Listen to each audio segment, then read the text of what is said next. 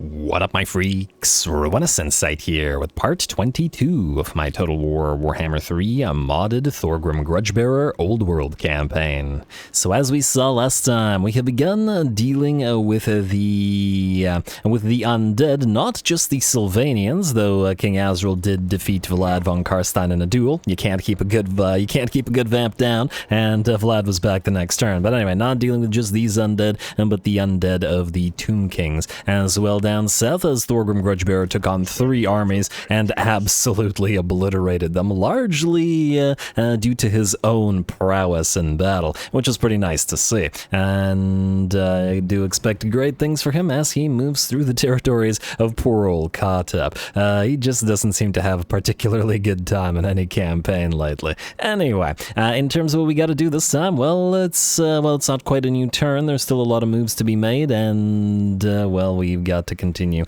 working our way through the vampires' territories, and they did declare war on us, and our borders remain unsafe until all of the formerly Imperial, I guess there were still, undead Imperial, but anyway, all of the Imperial territories are returned to the relatively useless Umgi. Anyway, let's begin from not quite the top, but near there. And Joseph of Zorn, still waiting for that runesmith, ain't ya? Anyway, you're gonna move down to Thunderguts Hold, so let's move, I guess, towards Ghoul Wastes as your first move, and then start on the Thunderguts. I'd love to see how well they handle the flames of this army. Army is also starting to get pretty solid numbers in terms of their veterancy, as this is one of our earlier armies.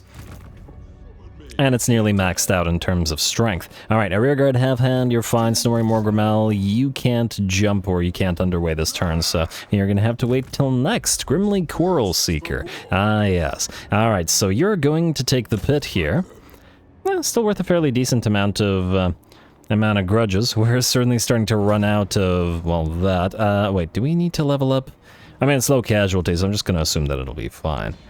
Let's hope it doesn't do too much damage to us. So this faction appears to be on the way out, essentially, as we... Oh, right. Master Rune of Immolation. Gonna pop that onto Del Nolas. And I am curious about this. Occupy this, please. Hey, no crash. This... Huh.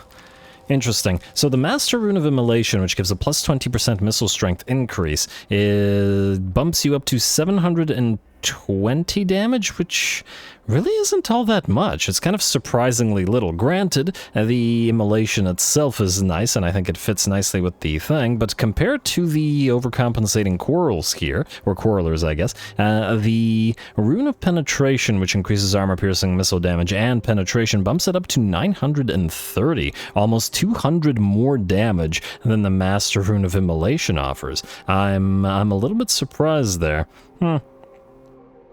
Again, the interesting thing about this is that if Del Nolas gets into another situation where they get charged by stuff, they can pop off that Master Rune of Immolation and bombard the enemies around them, thereby surviving. Anyway, I still think that they deserve a Master Rune, so that's what we went with. Ally mission successful, that's good. Province secured this place, and we're not keeping it, but we can certainly...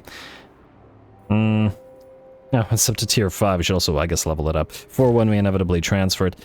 We can use the Cinnabar Mining Pit for now. It's probably going to be worth less than the Sparring Chamber anyway, so let's do that.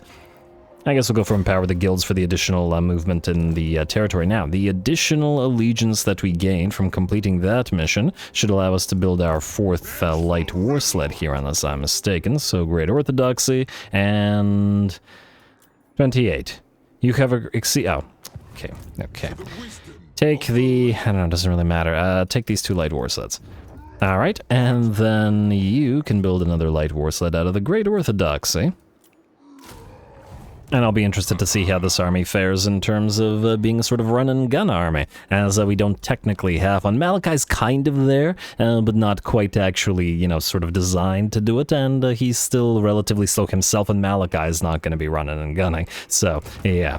I mean, he'll be running and he'll be gunning, but he won't be running and gunning in terms of the tactic. Anyway, Snorri Morgrimel, we checked you. Braunhammer Fist is still where he's supposed to be. Gromby, you're up next, sir. Now, you did your final quest, so you have all your items. You're going to move towards Karaz-a-Karak. It's about damn time. And, I don't know, just move right beside it. You, Dimzad, who has these units, just sit here. We're going to have you grab Icicle Pass because it has nothing there, essentially occupied for free. Oh, Karaz-a-Karak has nothing there either. Huh, wait, can you jump or no? You can. This is kind of dangerous. Hopefully we don't get you killed, but I would rather not waste the turn of taking Karaz-a-Karak if there's nobody there.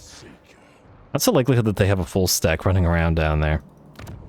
Ounce of power, maybe their armies are dead. Alright, I'm willing to risk it. If these guys die, they die. You have no items, I take it, that we care about losing, just a single stonemason, and you have a terrible trait, which is why we used you in the first place. Alright, so you just go here, maybe even here.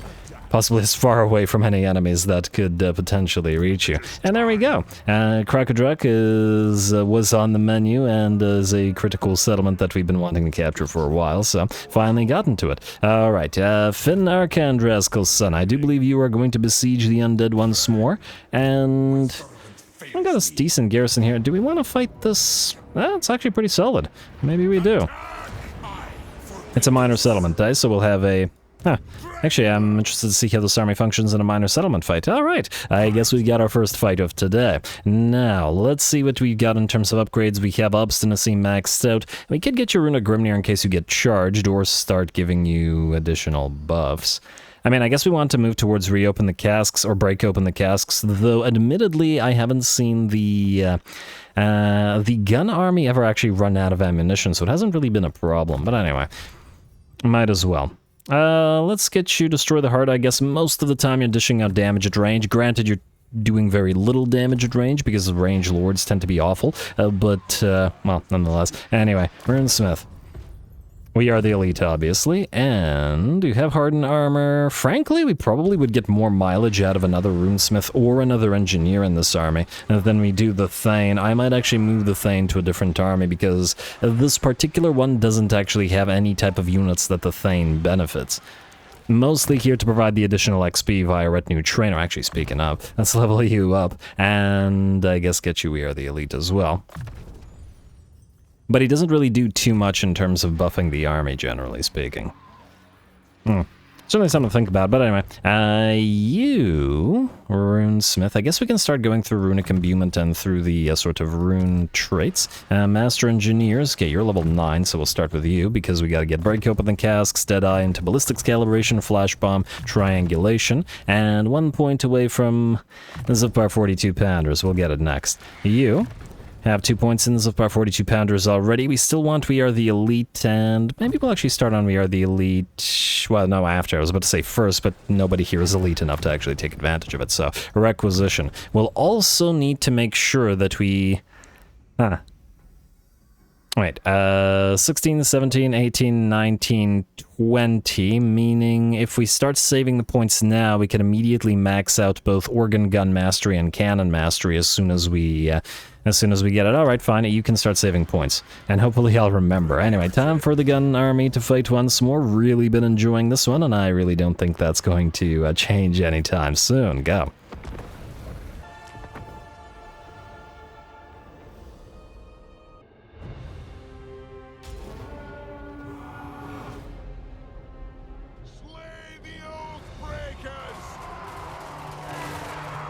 Alright, slay the Oathbreakers by gunning them down, as we like to do. I am interested in the why every single lord calls the every single enemy Oathbreakers, though. What oaths have been broken by the Nehekarans, I'm curious to know. Anyway, interestingly enough, you can see the piles of carrion coming over the walls. Mostly, or generally speaking, usually, typically, the AI doesn't actually bother to sally out of its settlement, but this time around it looks like they cleverly deduced that because our artillery are undefended, they can send all of their carrion towards the artillery, and they look pretty cool while doing it. That's not great for us, or at least it's not great for our artillery, and we're going to have to try to move all of our thunderers in to try to protect them. And there we go. Finally, some actual use for the carrion. 72 weapon strength. They do hit pretty hard. Pretty solid melee defense as well. But they're still just so fragile, and they still they still have the same issue as harpies, furies, fellbats, etc.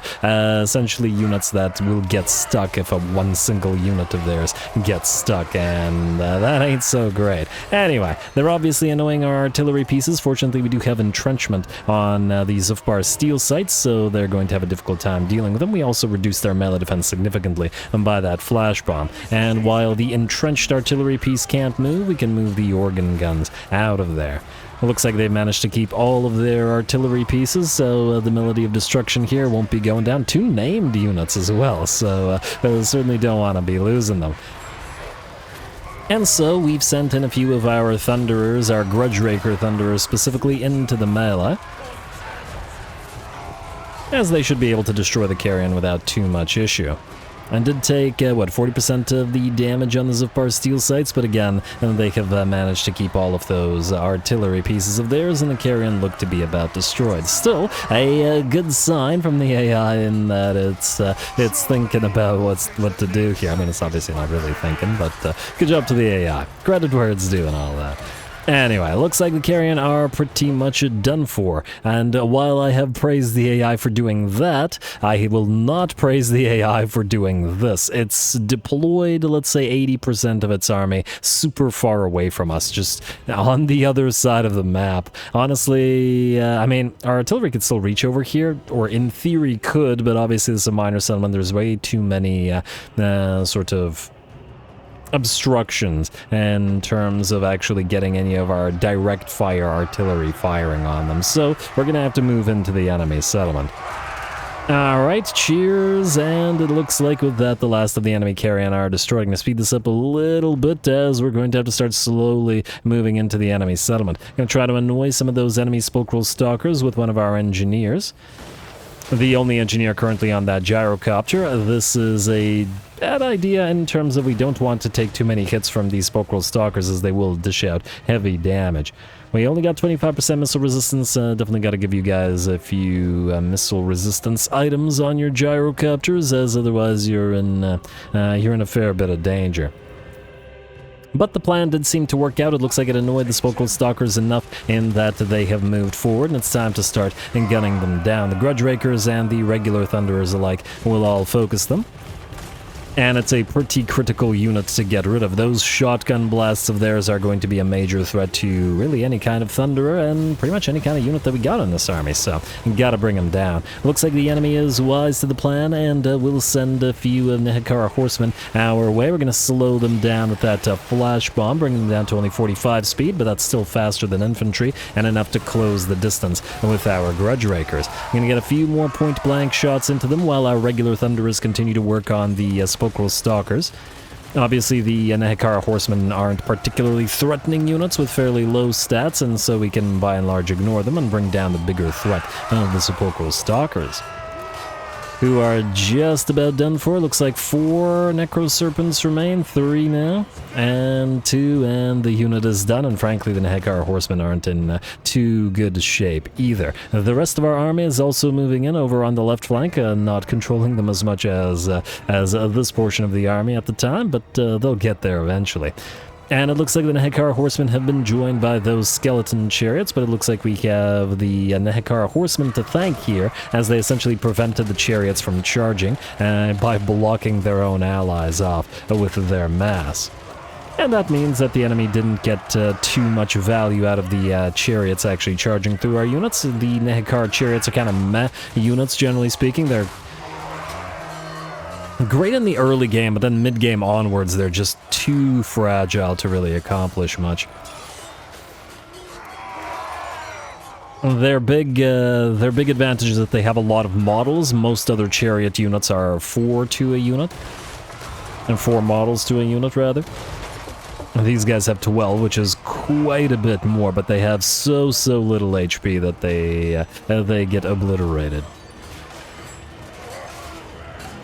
That said, between the chariots and that unit of Nehekara horsemen, they have managed to surround our grudge rakers, which are acting as the melee troops here. Our regular thunderers are plinking away at the enemy, but we don't have enough weight of fire to sort of instantly melt these units, as we normally might. The 2 units of thunderers is insufficient, essentially, to bring these guys down quick, even with the help of the engineer firing down from above. We do have our artillery here, and we've been trying to move them, trying to put them into position where they can actually get a few shots off, but unfortunately they're having a difficult time firing with the grudge rakers obstructing them, essentially. And whether it be organ guns or cannons, they had actually started all the way back there, but that still didn't enable them to fire, so we moved them forward. Anyway, it looks like the Nehekara horsemen and the other unit are pretty much done for at this point. And onward and upward and forward and towards the enemy key point, our key building. And we go. It looks like the enemy's going to start off with those Screaming Skull catapults firing away on us. Definitely got to be careful. We've seen just how much damage those frickin' things can do last time this army fought. And sort of again, the enemy has some terrain blocking off the shots of our artillery. Looks like not quite everything though, as we can see every shot from the organ gun brings down one of the Screaming Skull catapults. And while we are quite used to dealing with the enemy Plague Claw catapults, these things only have 4 units, so it's quite quick to actually bring them down when you can fire upon them. Our melee lord, or our melee heroes rather, move on in, the Thane and the Runesmith, once again to try to get to the enemy Sepulchral Stalkers focused down, mostly to just keep them locked in melee and not firing those shotguns. Even gonna move in our lord into melee.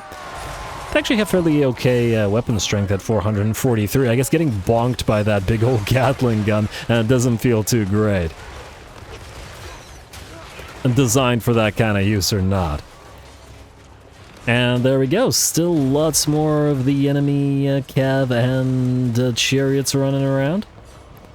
But we're going to be able to gun these guys down as well. Frankly, this is probably when the enemy should have rushed us with the rest of the units. I mean, look at this. They could have rushed all of this. In fact, I was thinking that they would, and put 2 units of grudge rakers and 2 units of regular thunderers here. And they are firing away at the Nehekara warriors, but the enemy just refuses to kind of move. The AI does this sometimes.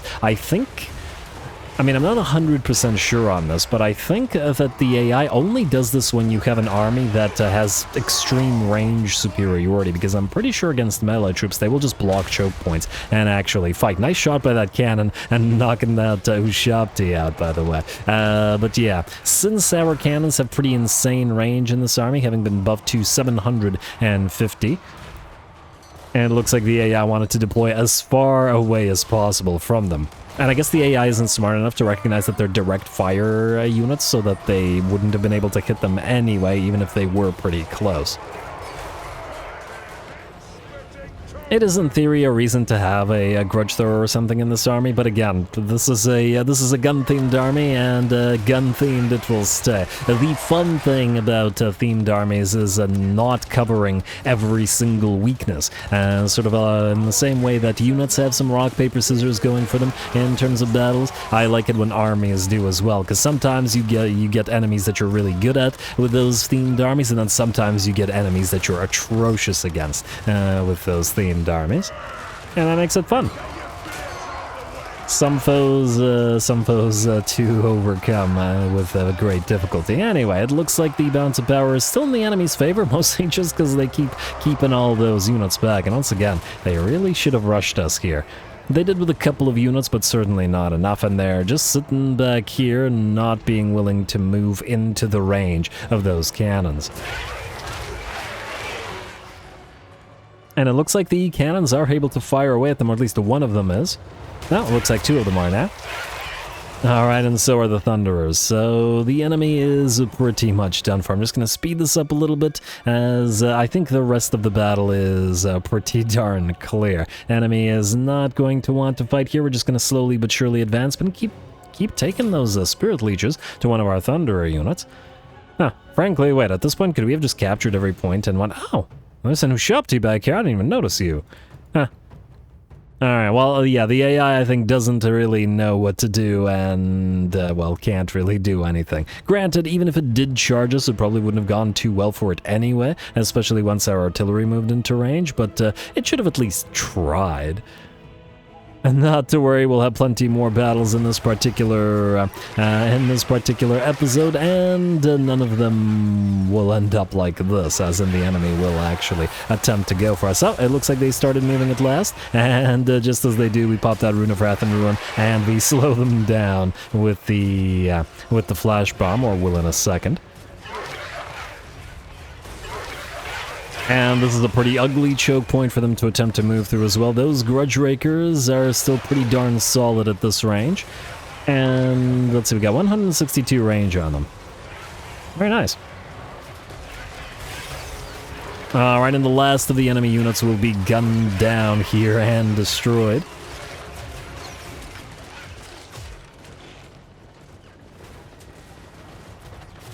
Kind of interesting that this army had an insanely tough fight against the Tomb Kings, and now it's having the easiest fight against the Tomb Kings in terms of, well, the enemy being unable or unwilling to do anything. Anyway, the last of the enemy units are melting away. Only the enemy Tomb King, the enemy Lord, remains, and a few more volleys into him, and the battle will be fully ours. There we go. Heroic victory, but more due to the AI than anything I did, I think.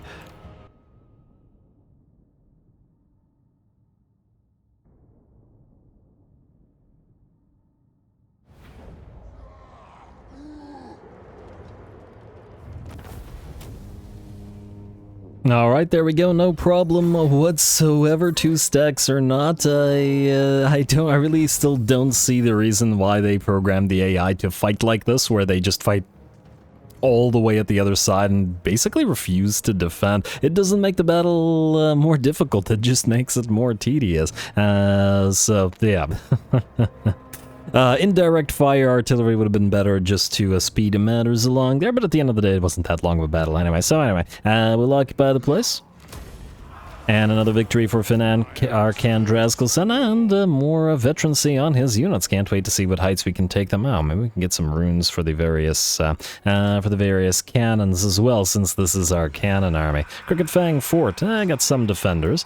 I do assume, probably correctly, that these guys have a fair few defenders running around and defending armies, since Arkan had such a high-level strength compared to other factions, so I'm sure we'll be dealing with him. Anyway, looks like Thoric can't reach the trails of Hashut in one bound. We do know that Kairos is hanging around, but, well, we probably still want to wipe out these orcs first, so go here, close to the trails of Hashut. And did you really back off rather than taking Hellcade Drove? I would actually really like for you to take that. You're not doing anything else, there's nobody you're fighting. I guess he did lose. Oh, did he lose his main stack? Where's Jiao Ming? Oh, no, there he is. They mostly lost it though, admittedly. There's basically nobody defending this. Please don't make us do it for you.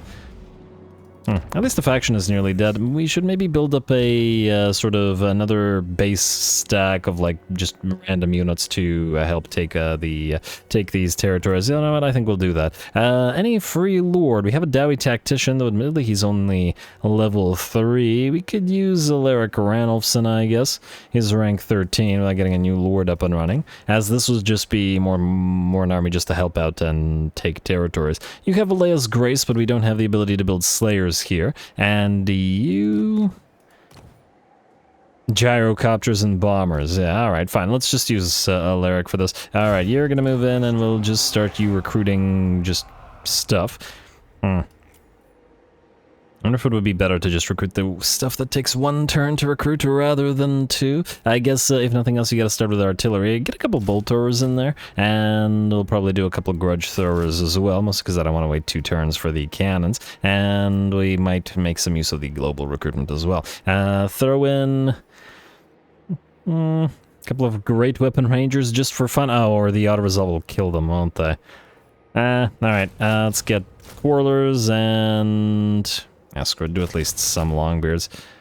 Alright, 3 of these, and I just do 6 of these. It's an auto-resolve army, and it should have a significant amount. I might swap that out, switch it out a little bit, because it'll be faster to recruit the Longbeards via global recruitment than local, once everybody else is done with the recruitment, assuming that I don't forget about you. Anyway, you stay there. Thorek Ironbrow, you... Oh, I just moved you, yes. Gatry, hold fast. Guess what you're doing?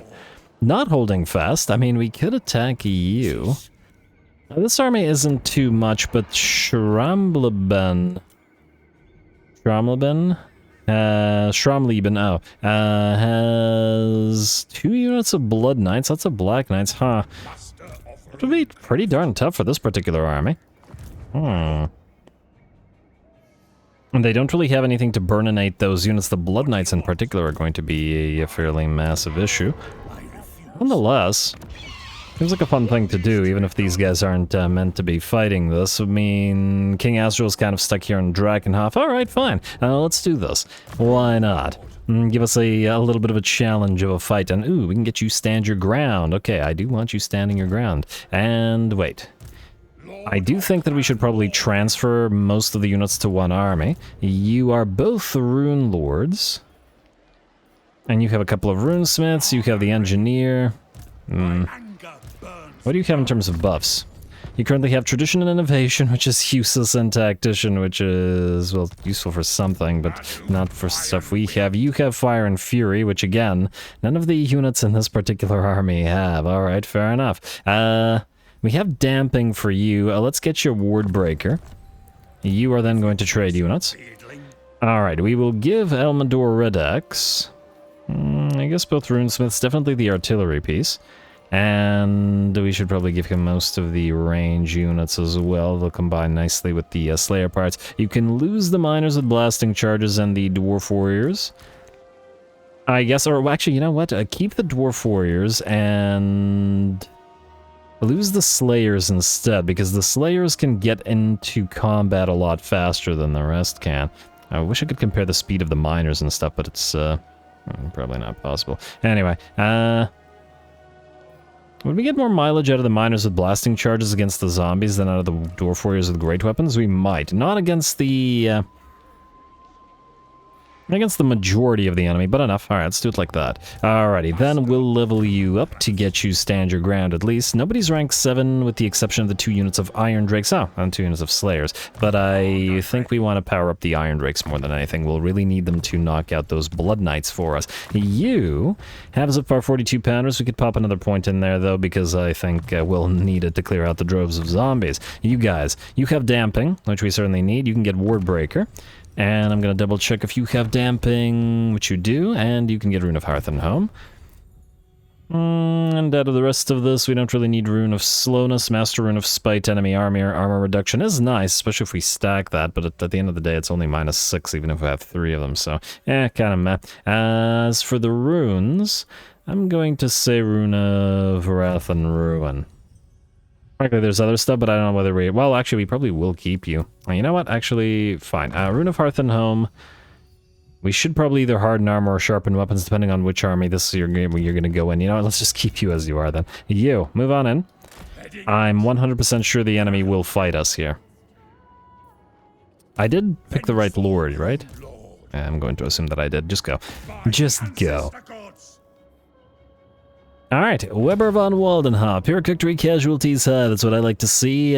Basically, 1 and a little bit of a stack and nobody's buffed, and it's just random units from our Confederation.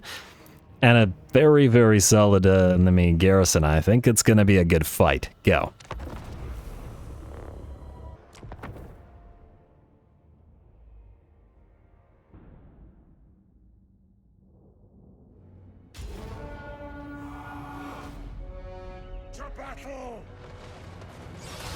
To battle indeed, here we go, and the Slayer Pirates are vanguard deployed forward and ready to join the fray pretty much immediately. The bats will countercharge them, as it looks like they don't like the enemy Necromancer Lord being fired upon with all those Slayer Pirates. Nearly managed to knock him out, but he'll back off and engage that invocation on the heck. Well, I guess that didn't work, so we're going to do a little bit of running and gunning as the Slayer Pirates back off. Granted, the bats don't have enough, I think, melee attack to actually threaten the pirates all that much, but why allow them to take damage? Gotta back off towards the rest of our army while we take up position. Once again, we do have to be careful here. It's going to be a very dangerous fight, especially once the elite enemies arrive, so we're going to try to do as much damage as possible to the first enemy army before the elite one comes on and help. And of course, the enemy does outnumber us, 2 stacks to just a little over 1, and we're unbuffed. This is the random smattering of units that I like to call these Confederation armies. I really do enjoy the Confederation armies, though. It's sort of like, you know, hitting the all-random button, or just having the AI generate an army for you in quick battle, and just seeing what you can do with it. No sort of a real put-together synergy or anything like that other than the synergies between the units that already exist. Anyway, the enemy is charging forward. Those zombies are going to be tying us up for a long time, I'd wager, and it looks like the vampire counts have some kind of buff in terms of how quickly their reinforcements arrive. They got on the field within 1 minute, and we're reduced down to 2, so maybe the enemy lord... What? No, I was about to say the enemy lord had the blue line buff that would reduce the time that reinforcements arrive, but he's level 6, so I believe that's impossible. So yeah, I guess it's just something that this AI has, maybe a tech or something, to get those reinforcements on field twice as fast as we do. Or maybe some items. I remember in the Miao Ying's campaign, we got several copies of an item that reduces the time that reinforcements take to get on the field by 40% faction-wide, and once we had 3 of them, basically every single reinforcing army got on the field instantly, which was pretty neat. Just instant reinforcement arrivals.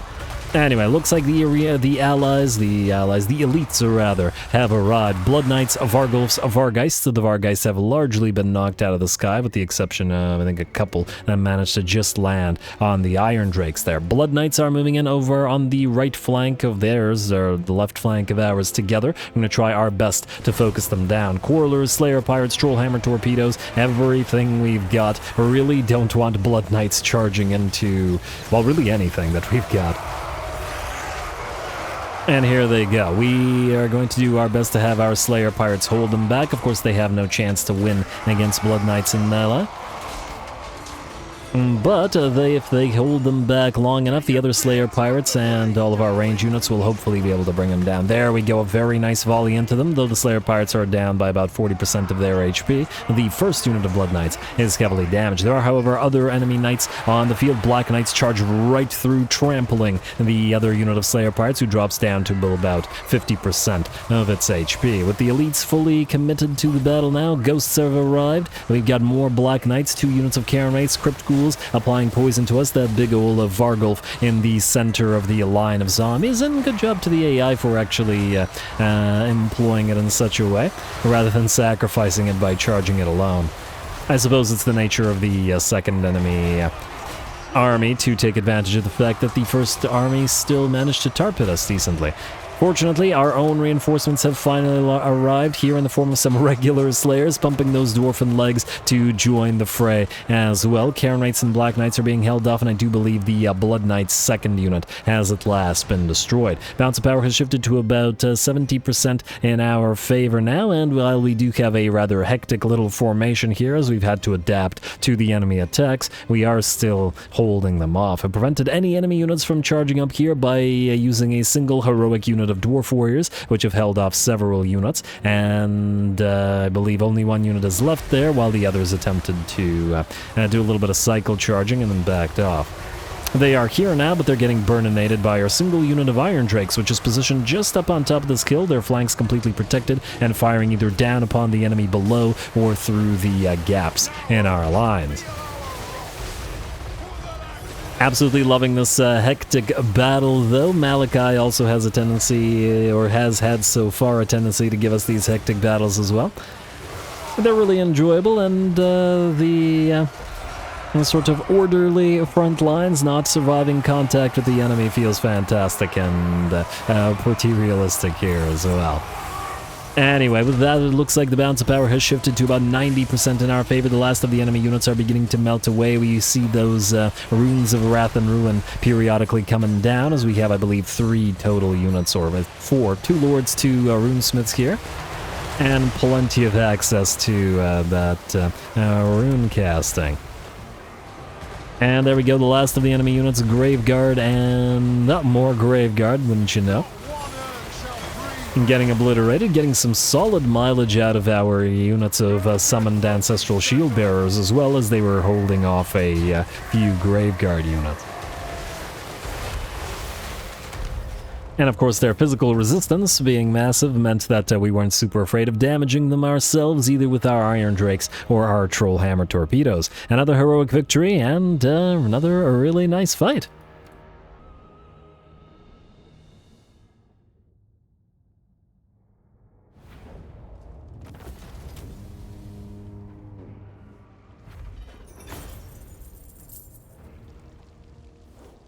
Alright, there we go. A very, very fun fight, in my opinion. We got so much value out of those Slayer pirates, who both did damage to the critical enemy units, like the Blood Knights, the Lord, well, pretty much everything that they fought with, and then, well, not only did they do range damage, but then melee damage, held the line, and then backed off and continued to do range damage, just like the Free Company militia before them. I really love these units, and, yeah, just gotta stop myself from spamming them. Anyway, we are...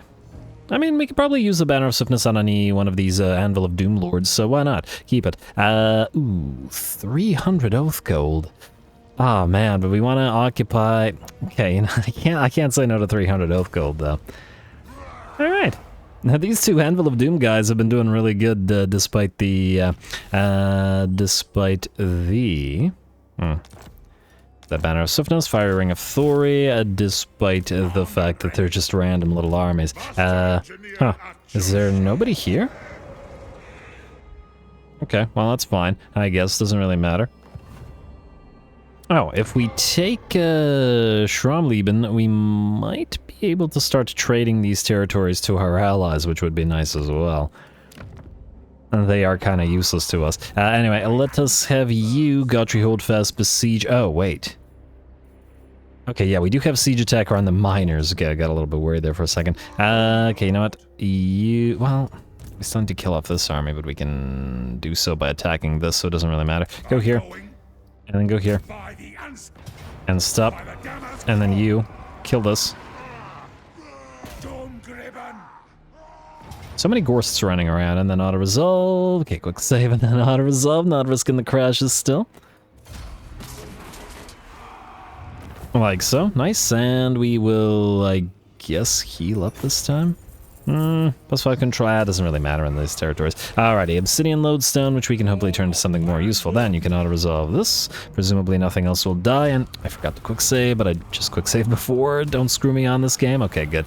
Unending Volley. I think this is the first, or actually maybe second one we got one of those. Anyway, we'll maybe give that to somebody who can actually get some good use out of it. Alrighty, Tech Thief. You have 8 turns, so you're pretty okay. You're going to move out here. I'd like you to act as a scout to see what's going on out there. I expect at least several more vampire counts stacks running around here. I mean, not counting Vlad's main stack, and then this half stack, and then probably whatever the heck is going on up there. I mean, they're holding quite a bit of territory by the looks of it. Anyway, that's you guys. Who is up next in terms of the order? Thor. Oh wait, we moved Thor. Okay, just we'll go. Malachi, however, we did not. Mr. Malachi. Do we need to do anything with this thing? You want to kill this? You want to kill this hero here? Nah, okay, you can't succeed at that. You know what, let's start moving down. Act as a scout through the Orky territories. Not that we really care about the Orky territories, but we do want to make sure that they don't go north. We do have Skaven to fight. Ottawa's up. Really? You're gonna kill off the long-drawn Slayer parts. What if we give Malachi the... Alright, fine. Okay, let's manually fight this super quick. Shouldn't be any kind of issue. We can also just speed it up and wait for the Spirit of Grugni to get onto the field, and the Spirit of Grugni could kill this entire army by itself. It's alright, Malachi, you gotta work for at least a few fights in order to level everybody up, and in order to be worthy of more airships in your army, you know? Alright, let's set this up real quick. I do love that the Slayer parts are able to Vanguard deploy, but I'm not sure that it's really needed here, especially since we've got the gyrocopters to do that for us this time around. Are either of you on gyrocopters? No, not yet. Alright, fine, fair enough. Alright, let's get you guys here. Giant pile of Slayer pirates.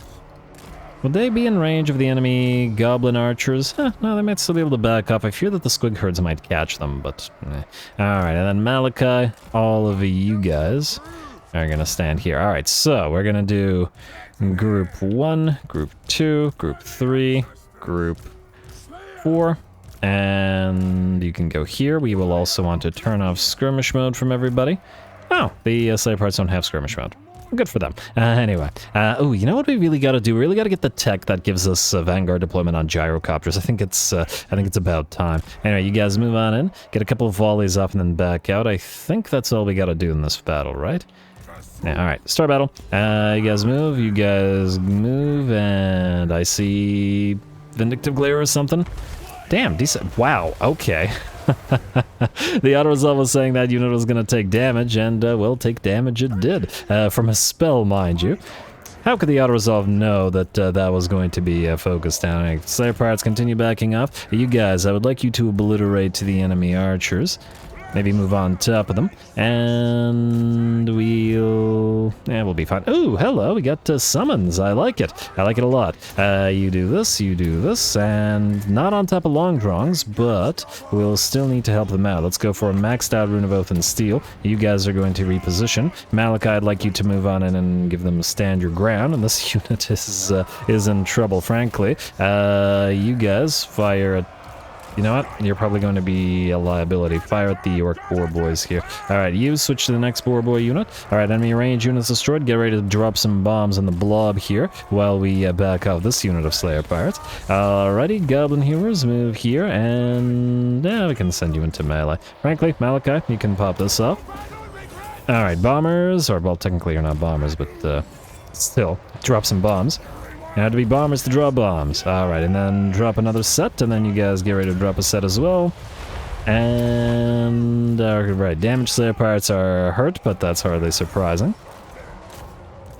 And I believe we're pretty much done. And okay, I should actually stop you guys firing, because you're gonna kill... Oh, that volley every time. I think I was contemplating using entrenchment, but I think it was a good idea that I ended up not doing it because it probably would have hurt us more than we would have gained out of it. Anyway, you guys kill this guy off, and I think we're good. We're ready to speed this up. Alright, maybe fire into this. You turn in to use ballistics calibration, and now we're ready to end the turn. Oh, Pony Boys. Oh, now we get the Spirit of Grugny. Yeah, but I think the battle is much better without relying on the airship to do all the work, which we absolutely could have done. And we also could have just deployed Super Fireback and killed the entire enemy army with the gyrocopters, but since we're fighting a battle here that we normally would not have bothered fighting, might as well give the enemy a little bit of a sporting chance, as we like to do.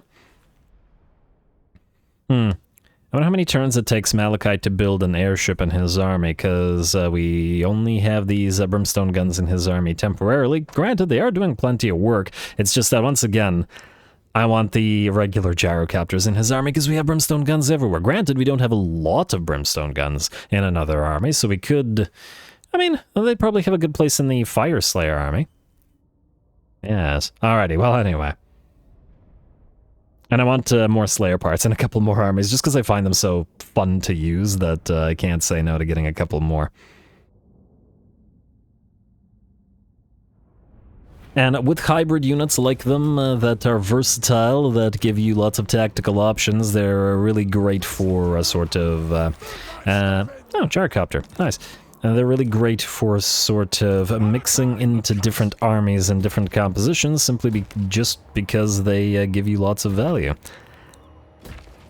In the sense that they enable lots of different types of compositions and work in different types of compositions. Anyway, Spirit of Grugny, this is the no longer disengage. I assume it's still on a cooldown, though.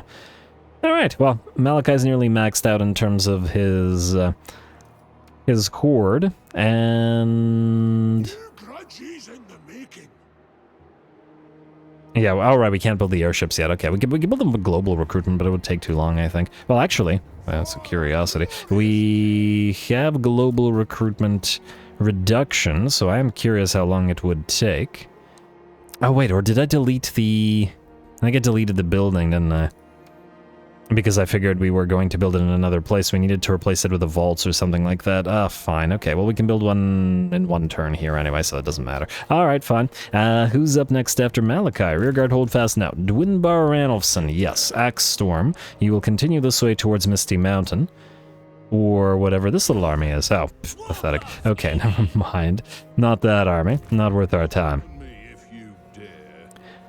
Who's still moving? King Azrael, you're besieging and you will get attacked next turn, so that's just fine. Stochel Grundrickson, I would like you... Well, technically all of these three armies are supposed to move together and become different armies.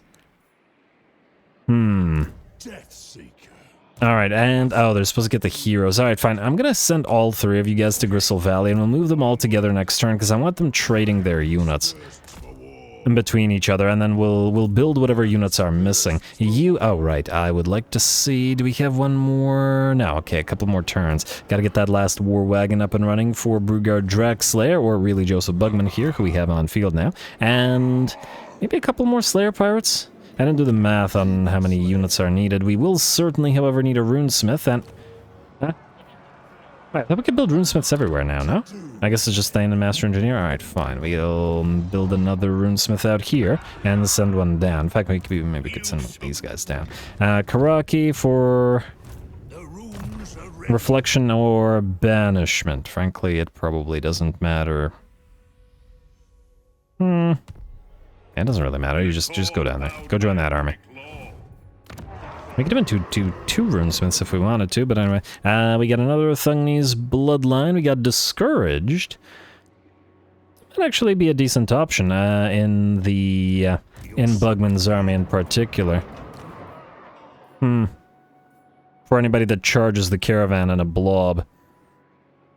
That's something to think about. I'll think about it. Anyway, we got plenty of runesmiths to be getting on with here. For now, you guys are going to get ready to swap troops. I'll maybe do that between the episodes, because I gotta think about what I want to do with all of those armies. Because one of them will be trading units to become the Fire Slayer army, with fire units and slayers. Another one, well, okay, there, I'll deal with it later. Anyway, I had some thoughts on what they were going to become, and I gotta take a look at what we have in terms of spare units.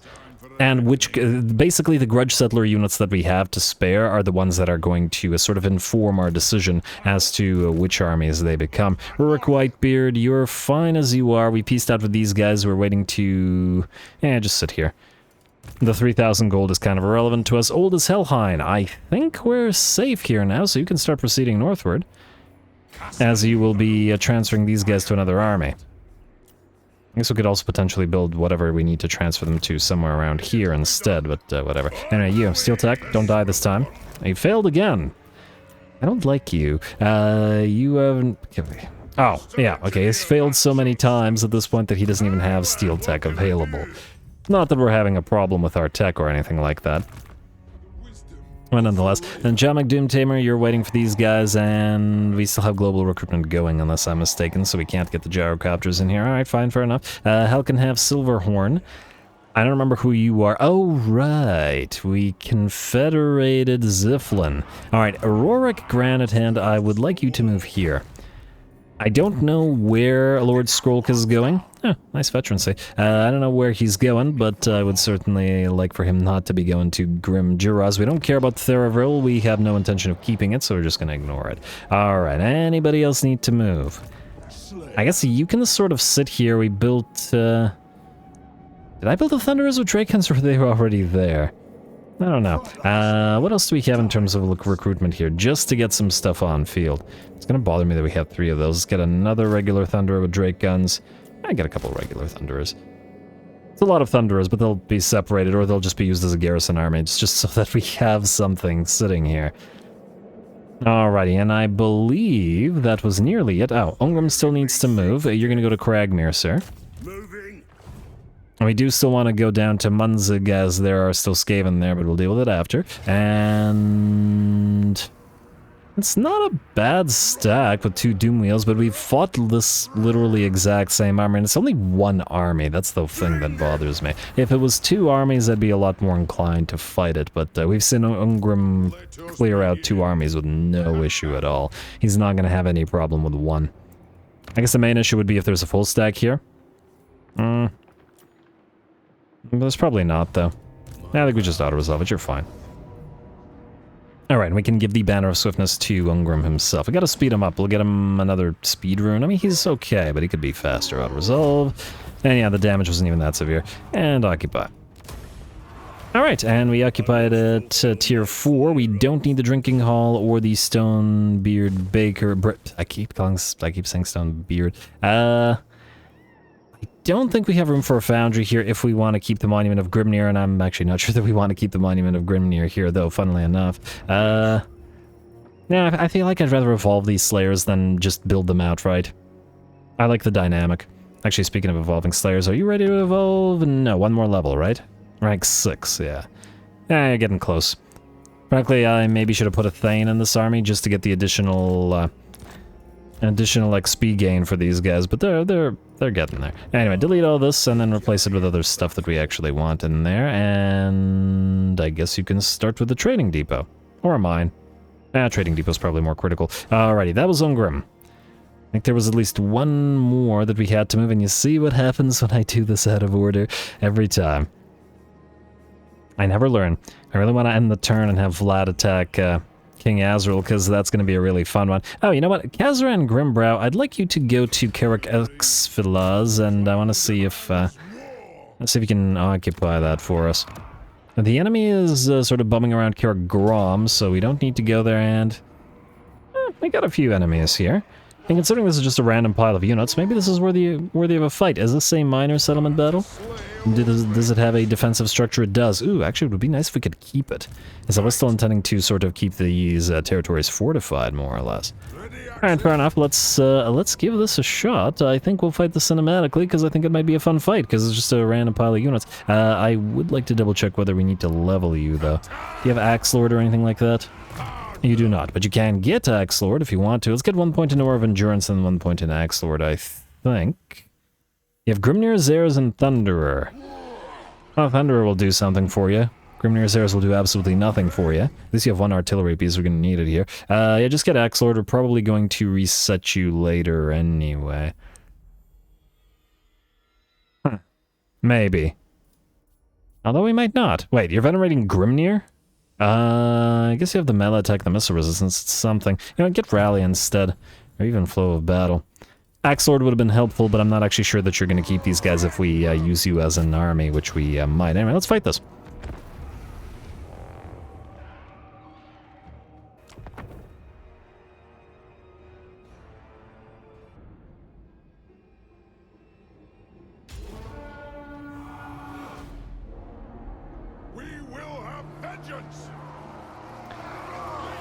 I certainly hope you do have vengeance, so let's find out. Here we go, Miners Settlement Round 2. This one's lit up pretty nicely. I love all the... well, I love this lighting in general. Everything's pretty bright out here. We got some glowing mushrooms all over the place as well. Pretty nice. Alright, and we'll see how we do here. This time we got a different form of undead standing against us in this miner settlement, and interesting, they decided to build their tower here. Usually, I'd say 95% of the time that you attack from this direction, the AI builds the tower here. I usually attack from this side rather than that side, but I also like to change it up on this particular map. This is, I think I almost never attack on this side, though. Occasionally that side. You know what, maybe next time we run into this miner settlement, we'll do this side as well. Yeah, anyway, here we go. Looks like a unit of Karen race will actually decide to sally out, and ooh, that was a neat little maneuver. They moved on in, and just as the axes of our rangers with throwing axes flew, the Karen rates backed off. That's not going to work out super well for them, however, as they backed off and only allowed the enemy, or only allowed our miners with blasting charges to chuck a few blasting charges their way. Looks like some of the enemy Felbats have moved on in as well, gonna gun them as many of them down as we can with the Thunderers, but it looks like they're going for the artillery again, just like the Carrion. Interesting. Alright, well, good job to them. Unfortunately for the Felbats, we have the units of gyrocopters this time around, so we can move to intercept and obliterate fairly quickly. The Karen rates have charged on in. They're going to take axes and thrown. They're going to take axes swung, and they're going to take blasting charges until they melt away. And we can move forward. Ignoring by and large the situation with the artillery, because it looks like the gyrocopters have went into melee and taken care of them. The Felbats, I mean, if you're wondering why I used them in melee, I would have preferred their missile damage, which is fairly high, not to have killed off our artillery crew, and the Felbats aren't particularly dangerous in melee, so the gyrocopters are perfectly happy to mow them down in melee with those rotor blades. Anyway, time to move on in and set up a nice little... Here comes some more bats. And are they going to try to fly over our entire army this time? Kind of neat, actually. Dropping out of the sky, and yeah, the AI is really trying to go after the artillery today. Oh, but it looks like they've given up this time. I don't think they were going to reach the artillery anyway, so that went reasonably well. Anyway, time to establish a nice beachhead. We've got the 2 units of Longbeards out front, Longbeards with shields as well. And they got 68 melee defense, and that's without buffs from Redline, without buffs from either Axe Lord or the basic variant. Or any Lord-specific buffs. So pretty darn solid at holding the line. I mean, it's Longbeards with shields for you. Anyway, here come the Graveguard with great weapons. And you guys know I love the Vampire Count, so I do have to cheer for them a little bit. And I just love Graveguard. Actually, I love pretty much the entire roster, but anyway. And I also like this color scheme. It's a pretty nice one. It works, especially with the balefire glow of the eyes, making it a little bit more color-coordinated looking. Anyway, some Crypt Ghouls, some Karen Rates, and some more Graveguard with great weapons. Moving on in. Explosions and axes flying all over the place. And we'll see how well the units of... Dwarf Warriors can hold Dwarf Warriors. Longbeards, I mean, they are warriors, but anyway, Longbeards can hold off the Graveguard with great weapons. In theory, this should be in the favor of the Graveguard, with all that armor piercing of theirs, but of course, they are relatively unsupported, and they just don't have enough, well, support to actually damage our Longbeards, while we do damage to them with all of those thrown axes to the front and those steam expulsion blasts from the gyrocopters to the back. There we go. Alrighty, and we dropped some bombs on the enemy as well, and it looks like those units of Graveguard are pretty much done for. Sort of a classic dwarven advance, as soon as we take ground, we never give another inch. And there we go. And wouldn't you know it, we got more Graveguard on the way. Finally, some halberds this time around. I got so used to using them last time I played. It's weird to see the AI spamming the great swords in the sword board rather than the halberds. Alrighty, and it looks like, man, how many Felbats does this little army have? Well, another one sent the way of the gyrocopters, but the gyrocopters will block them off. Those blasting charges can fly into those halberds as well. And better to damage them while they're away from the shield-walled Longbeards, who we're going to join with some hammerers as well. The first unit of Longbeards has taken a fairly decent bit of damage at this point, down to about 50% of its HP, and that volley of blasting charges just killed 5 of their number as well. But what can you do? Alrighty, and we've got plenty more undead where that came from. Skeleton warriors and more skeleton warriors and more skeleton warriors and Graveguard and such starting to march towards us. But this has been pretty fun. It's almost like fighting a little siege, a reverse siege. As it feels like we're on the defensive, holding the enemy back. But oftentimes this is the way that dwarven sieges function, and I do like the dynamic. It's pretty enjoyable. Especially since, I mean, how many defensive sieges have we seen in this particular campaign? Like 1? And I don't think any walled defensive sieges whatsoever. And they're fairly rare. which is a little bit unfortunate because they're really fun, but when you're being extremely aggressive, generally speaking, you're the one attacking, and while the enemy is a coward, i.e. the AI, it's generally unwilling to attack targets that are too well defended, so they'll go for poorly defended minor settlements, and not so much for the heavily defended walled settlements.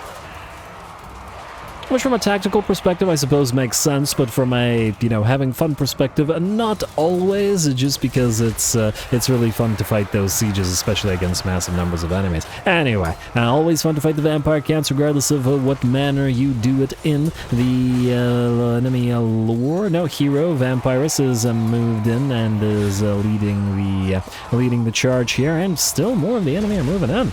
I really like the way that they've been just non-stop charging us here. As the complete opposite of the way that the Tomb Kings played it in that minor settlement of theirs, isn't it? Ooh, and a nice summon with the explosion coming in from those ancestral shield bearers, while Mr. Karaz Grimhammer goes after the enemy vampire, who's down to about 50% of its HP.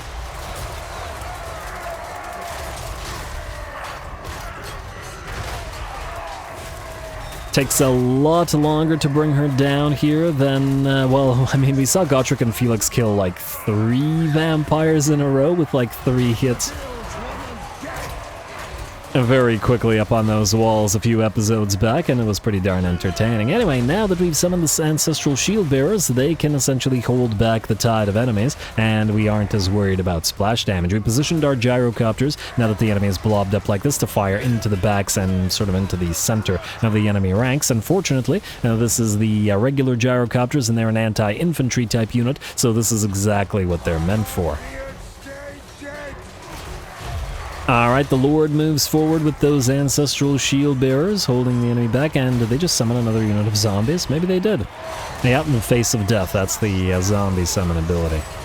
Huh, reduces our armor and spell resistance as well, go figure. Anyway, how are our units of ancestral shield bearers doing? They're perfectly fine. And the Guardian that they provide, I'm sure, is also helpful to our Lord, which is in the midst of the enemy together with them.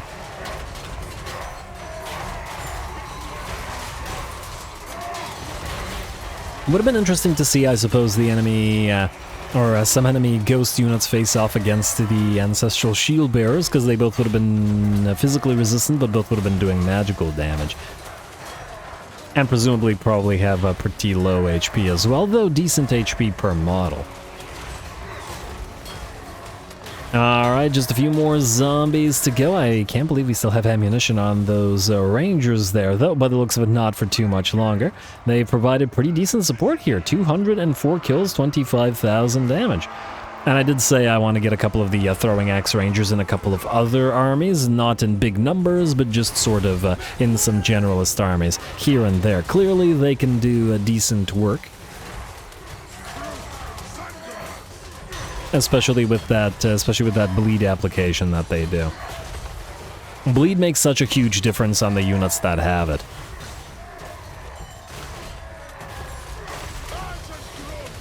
Alrighty, and tactically there isn't much to say anymore. The balance of power has shifted to about 95% in our favor. Most of the enemies have been defeated and having failed to breach our lines. As odd as that may sound when you're the one on the attack here. Anyway, I believe we're just about done here. One little unit of skeleton warriors running around. Enemy Lord is hanging around up there. Sent his vampire thrall in to attack us, but refused to join the battle himself. Alright, we're going to send our gyrocopters down to the last unit of skeleton warriors below. These guys have been doing a lot of good melee work in this particular battle, and we rarely see those gyrocopters fight in melee, so this was a decent opportunity to do so.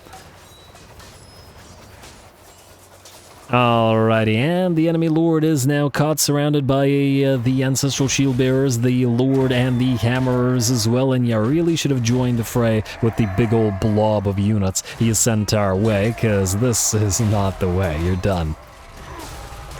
It looks like the units constantly keep staggering. The enemy Lord is back, and he lost his head. Alright, well, I think he lost his head when they dared to challenge the Karaz Ankor, especially the restored Karaz Ankor that we've got going here.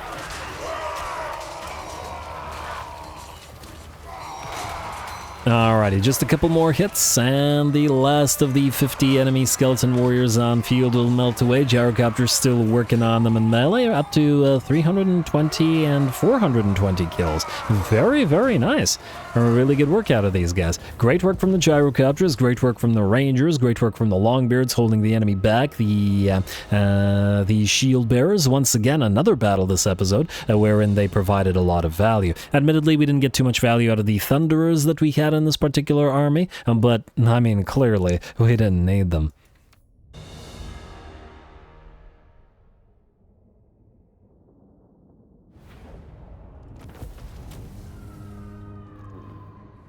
Alright, there we go. Unlike the cowardly Tomb Kings, the Vampire Counts actually decided to fight us, and it was pretty darn fun holding off the hordes of enemies on that ramp. I really enjoyed that one, as the enemy sent basically, I don't know, 2/3 of their army our way in a single blob. Fantastic. Well done to Kazran, and we'll occupy the place. Let's see if we get to keep that defensive structure. Yes, we do. Yes, nice.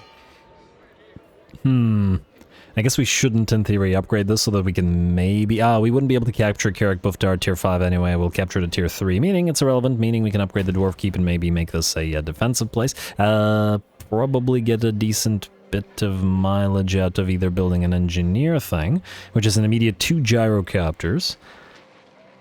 Though the regular gyrocopters, I admit. In terms of their garrison, or what else would be a good garrison? Dwarf Warriors, 2 Thunderers, 1 Rangers. Yeah, I'm gonna say get the Tinker's Den. It's an easy sort of power up here. Alright, and try to hold ground. We might get mobbed by 5 armies. It would be much worse, however, if they moved over here, but we're going to preemptively build some stuff here in Karaz-a-Karak, and these armies will be on the way as well anyway. They'll sort of swap their units around, and separate into actual proper built armies, themed armies, etc. Bugman will go north through the Empire, because this is an absolute shambles, and, well, we'll just continue to work. Anyway, I believe that might have been it, but since I started doing stuff out of order, I no longer completely remember who needed to move and who did not need to move. Kadri Asgal, you still need to move. Rurik does not. Yeah, okay, so I think it's just Karaz-a-Karak. You, sir. What are you looking at here at Serpent's Fang? Heroic victory, medium casualties. This would actually be a pretty darn difficult fight for you. Ooh, the Screaming Skull catapults in particular will be a problem. Is this a garrison? It's another place with that garrison, eh? You know what? Besiege it. I'm gonna hope that they sally out and attack you rather than fighting it. Since the Tomb Kings refused to fight, I'd rather fight it in the field. Why not? It'll be a more fun battle. And I believe with that we can end the turn. Much more excited about this. King Azrael, you're about to face off against Vlad's most elite units all at once. Oh, look at all those Blood Knights, Hex Wraiths, tons and tons and tons of Graveguard. It's Castle Drakenhof's special garrison after all. And lots and lots of stuff here. Funnily enough, we could capture it at tier 5 if we took all this, but we're not intent on keeping it. Not like we have any landmarks here anyway. Anyway, skip. I'm just going to assume that I did all the building that I needed to do, and commandment available. Oh. Here in Shramley, but it doesn't really matter, but do the move speed one, empower the guilds. And, I don't know. Go for the sparring chamber. We're going to be transferring this shortly anyway. Actually, I would like to see whether Shramleben can immediately be transferred. Yes, it can. Okay, beautiful. I really feel like giving up territory should give you bonus allegiance or something like that. Actually, speaking of allegiance... No. Okay, had to double check whether we had any missions. End turn. Oh, okay, well, there's no way that you'd be winning this. It's caught up on his deck and the 2 caskets of souls. Yeah, no, you're gonna have to back off. And, I wonder if Katep can reach us. Well, I was gonna have Thorgrim chase you down, but I don't know whether he's in range. At least now we know where this guy is. Retreat, see if Katep follows.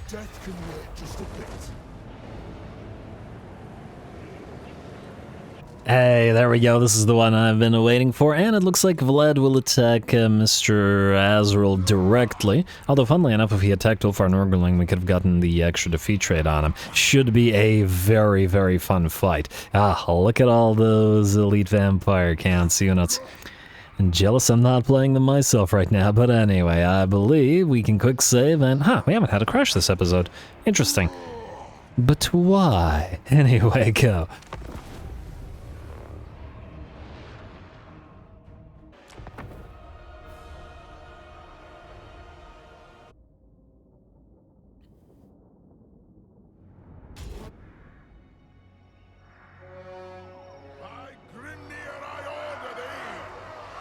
Alrighty, here we go. This is the one we've been waiting for. I've been waiting for, at least. I absolutely adore King Azrael and his lore, and the Frostfire army in general, which has been just such a fun army to play with. Now, we've got Vlad against us with a ton of elites and 2.5 stacks against ours, and well, we'll see how well we fare here. We got a pretty interesting setup, and I don't think I've ever, well, maybe I have seen this map before, but there's something I'd never encountered before. You see this big old depression in the territory, this, I don't know, ditch or whatever? You can actually deploy units down here, which is fairly unusual because it's right in front of like a cliffside or a mine or whatever this is. Something going on here, but anyway.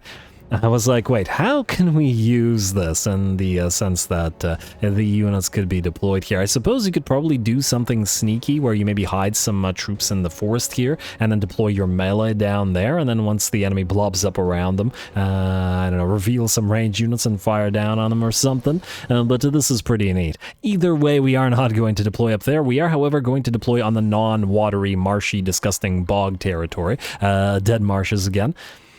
That we don't want to get slowed down by. Plus, we got some nice kills here for our Thunderers with Drake guns and for our flame cannons to be, well, firing away from. Speaking of, the battle has begun. Gonna get our first volleys up on whatever vanguard enemy units we can. The looks like some dire doggos are the first on the menu. And I do really appreciate that this is a big old fight in dead marshes and with a moon overhead. Dark map in theory, or at the very least a night map, night battle, but actually the map itself isn't actually dark. This is actually perfect for a night battle. Everything is very nicely visible, but you still got that, appropriate atmosphere. I like it is what I'm getting at. Anyway, King Azrael has found his old foe once again, or, well, second time around anyway, and moves towards Vladi and begins their duel. Pretty far away from the rest of the army, but I imagine that the Council of Thanes may not actually be able to really control King Azrael, and just kind of have to follow him in when he decides to go out and go undead banishing.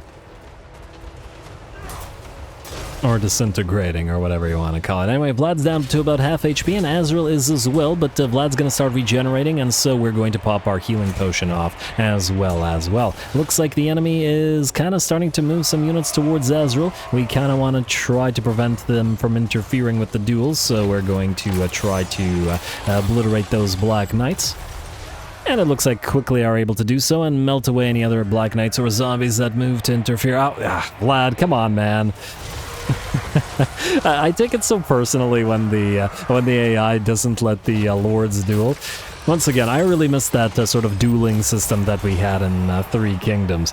Just let the characters fight it out if they want to. Anyway, in the meantime, while all that's happening, the rest of the battle has been happening as well, at least to some degree. While our flame cannons have been firing away, burninating zombies. Frankly, the zombies aren't any kind of threat anyway, and we may as well just clear the field of them while we do. The Black Knights have tried to charge our main line, but got obliterated by the Thunderers with Drake guns, and the reinforcements have arrived, like, I don't know, like a full stack of Grave Guard. We got some Blood Knights, I believe, ready to move on to the field. There we go. Blood Knights, Cairn Wraiths, another Vampire. Actually, lots of heroes and lords running around, generally speaking. Our own reinforcements have arrived as well, and now it looks like Vlad has at last been defeated by Azrael. No, he did take decent damage this time around. I appreciate it. still don't appreciate the interference with the duel, but I'll take it. Anyway, Frostworm, and there we go. That was some ice and fire. Frostworm doing some fancy frosty animations while the flame cannons are lighting up the sky. Oh, I really love Frostworms in SFO. They're just such a good unit.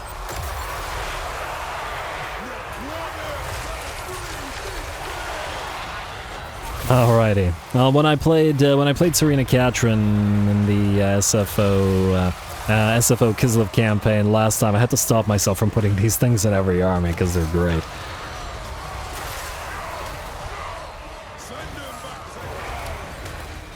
Alrighty, well, we've got 2 Frostworms over on the sort of left flank around King Azrael, with the sort of big concentration of enemy Graveguard zombies and skeleton warriors that have arrived with Vlad that were seeking to all interfere with the duel. Our flame cannons continue to fire upon the enemy as another unit of Blood Knights. Okay, there's the 2 units of Blood Knights, Cairn Wraiths, 2 units of Cairn Wraiths, lots of Black Knights, lots of stuff running around basically, but we're still in the melee. And speaking of the melee, our reinforcements have arrived as well. Dragon Slayer, another Frostworm, a Handful of Doom riding a Rune Lord as well. Only this Frostworm, of course, is going to go into Azrael's army, but these guys can still do a lot of good work here. Especially as this will prevent these enemies from moving over to the sort of high ground that we're holding here, and frankly, this also means that these Thunderers with Drake guns don't need to work. The others certainly do, though, as enemies continue to approach, whether it be Black Knights or Blood Knights, but we're gunning them down with gusto. With gunsto. I'm sorry. That was terrible. I'll show myself that. Anyway, Terrorgeist moves on in, and while I'd love to send the Frostworm to help out against it, well, it's probably a bad idea. Terrorgeist being anti-large and all that, not to worry, we've kept a couple of units of Grudge Settler Hammerers back, specifically to protect our range units, and 2 units of Hammerers and a Thane surrounding a Terrorgeist should be able to bring it down. Again, with gunsto. Alright, Black Knights charging on in, but they get absolutely obliterated by the Drake guns. However, they provided a screen for the Cairn Wraiths, which were moving in as well, and they're not going to take nearly as much damage. The poor Terrorgeist has been torn to shreds, or bonked to shreds, by the 2 units of Grudge Settler Hammerers. And the Thane, of course. And it looks our high ground position remains completely safe. The Cairn Wraiths have been countercharged by the Runesmith, and the Runesmith is done for. And it looks like the enemy Vargulf, is also pretty much done. And gonna pick up one of the Hammerers there and actually destroy him, but will fall as well. And I do believe with that, the enemy army is pretty much done. The Blood Knights, interestingly, were too fragile to actually reach our lines, as they were obliterated by the Drake guns and by the Thunderers there. Now, the Terrorgeist managed to reach us, and a few other units didn't. We had lots of melee fighting against all of the droves of Graveguard and Skeleton Warriors, but at the end of the day, it worked out pretty well. We did sort of disperse our battle line a little bit more than perhaps I should have. This was something of a dangerous move here, especially since these sort of 2 elements of our army weren't supporting each other. The high ground the high ground range units were essentially focused on all of their arriving reinforcements, while these guys fought off the elements of Vlad's army. Of all the melee. However, if the enemy actually managed to close the distance with significant numbers against our range portion, it would have been bad. Though I suppose one really nice thing about there are many really nice things about the SFO version of the Frostworms is they move really quickly, so even if we were fighting out here and stuck out here, we could have recalled them back to protect the rest of our line. And we did leave 2 Hammerers and a Thane and a Runesmith up here anyway, so anyway, it worked, and another heroic victory. Man, the last 2 or 3 episodes now, almost every victory has been a heroic one. Pretty nice.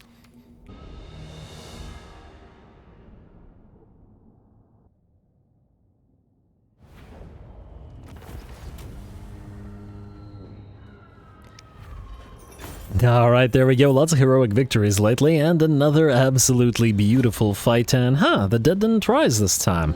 Interesting, I wonder why.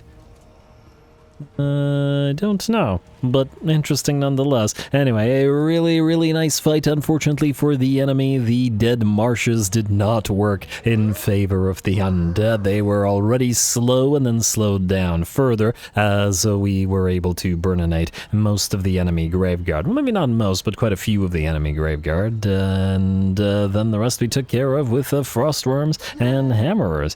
22.5k damage on you, the 41k damage on the Everguard with hammers as well, and a little bit of work from the reinforcing army. Very, very nice.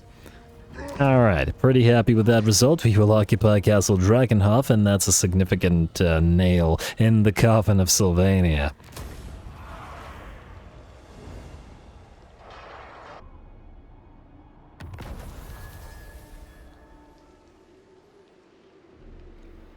Alright, very nice, very nice. Freebooter for somebody, Vampire Slayer, Master, Mason, Creator, Constructor, Confederation between Coldtooth and Redmaw. I guess we did too much damage for 2 Redmaw for them to continue. Longshot Cap, relatively useless as an item, and we're going to turn that into something else, and then, okay, we got a bunch of ancillaries. Assembly lines completed, but that's not what we wanted. It's the next tech that we want.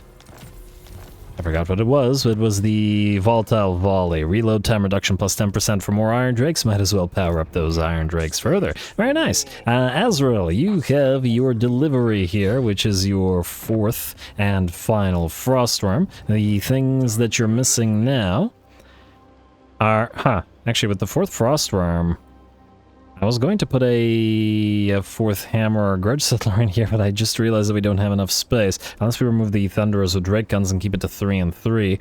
Maybe I'll do that. I mean, I feel like this is an army that's supposed to take advantage of Frostfire, and that's still the case. Even though the Thunderers with Drake Guns have been quite useful here, we can once again pop them into a sort of Fire Slayer army, and they'll work nicely there as well. Anyway, and they can be useful in a slowdown army as well, because they will slow the enemy down. Thorgrim. What's the likelihood that you can find Mr. Ka-type? He's all the way up here. You know what? You. Sit here and in camp stance. I want to see whether these guys actually attempt to go for you, while Finn, you're going to besiege Crooked Fang Fort, and we'll give a chance to Ka-type to a march stance over here and sort of relieve them. And maybe that'll work out. And you could just build some siege equipment. I'm hoping that we'll get a field battle instead and we don't have to use it. Last time they gave us a heck of a field battle, so why not allow them to attempt it? You know what, don't collect the income, stay as you are. You. Fine as you are. Okay, and yeah, immediately I started doing things out of order. Ooh, wait, actually. Out of order or not, you do want to get your points in case you get attacked. Now, you don't need Honored by Grimnir unless I'm mistaken, or Blessed by Grugni, so we were going through Destroy the Heart. Engineers. You want to get these Zufbar 42 pounders. You don't really need Requisition right now, so let's max this out. I guess get Requisition, fine. Alright, and then you are saving your points for immediate upgrades, so just keep on saving them. Fine. Whether we're keeping you in this army or not, you can have We Are the Elite for now, though there are very few elites as yet, at least rank 7s. And what else do we get here? Let's go for Damping. A little bit of reduction in the winds of magic for the enemy. Alright, now you're good. Now, Thorgrim, you can move. And I guess since you can reach Wyvern Cliffs, to Wyvern Cliffs ye shall go. And then we'll leave Misty Mountain and presumably this little Beastman faction to those guys. Thorgrim, Wyvern Cliffs, please. Poor Ka-type.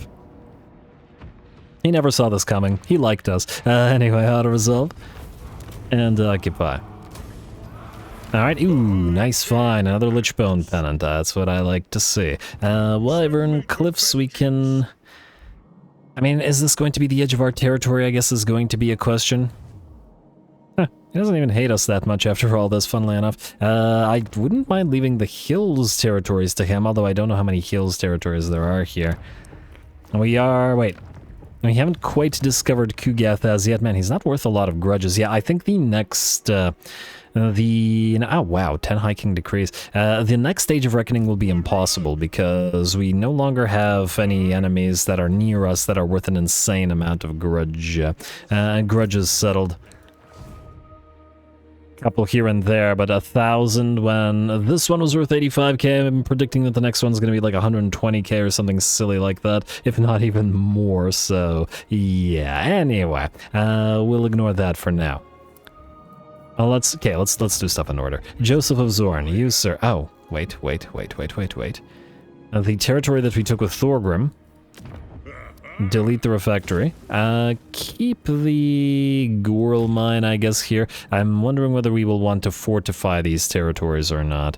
Depending on how far we want to go into the, towards Morgheim and Old Strigos here. I mean, we do want Ekrund, but in the same way that I don't want to repeat the Drajueth, the Ashen Chaos Dwarfs campaign by doing too much in the Darklands, I don't want to repeat the Nakai campaign, which a lot of which was situated in this particular territory. And while Nakai also did branch out into the mountains and stuff, I admit, the sort of difficult portion of the campaign, or more difficult portion of the campaign, I guess, was in this territory. So there is that. Granted, it is all green territory, but at the same time, we have a lot of green territory to be getting on with. Anyway, we'll deal with that later. Joseph of Zorn. Okay, when is your... Okay, there he is. Frickin' Runesmith. Come down here. You are able to reach Thundergut's Hold, should you desire to do so. Not able to reach Bitter Bay, but that's not really an issue. Can we declare war on you?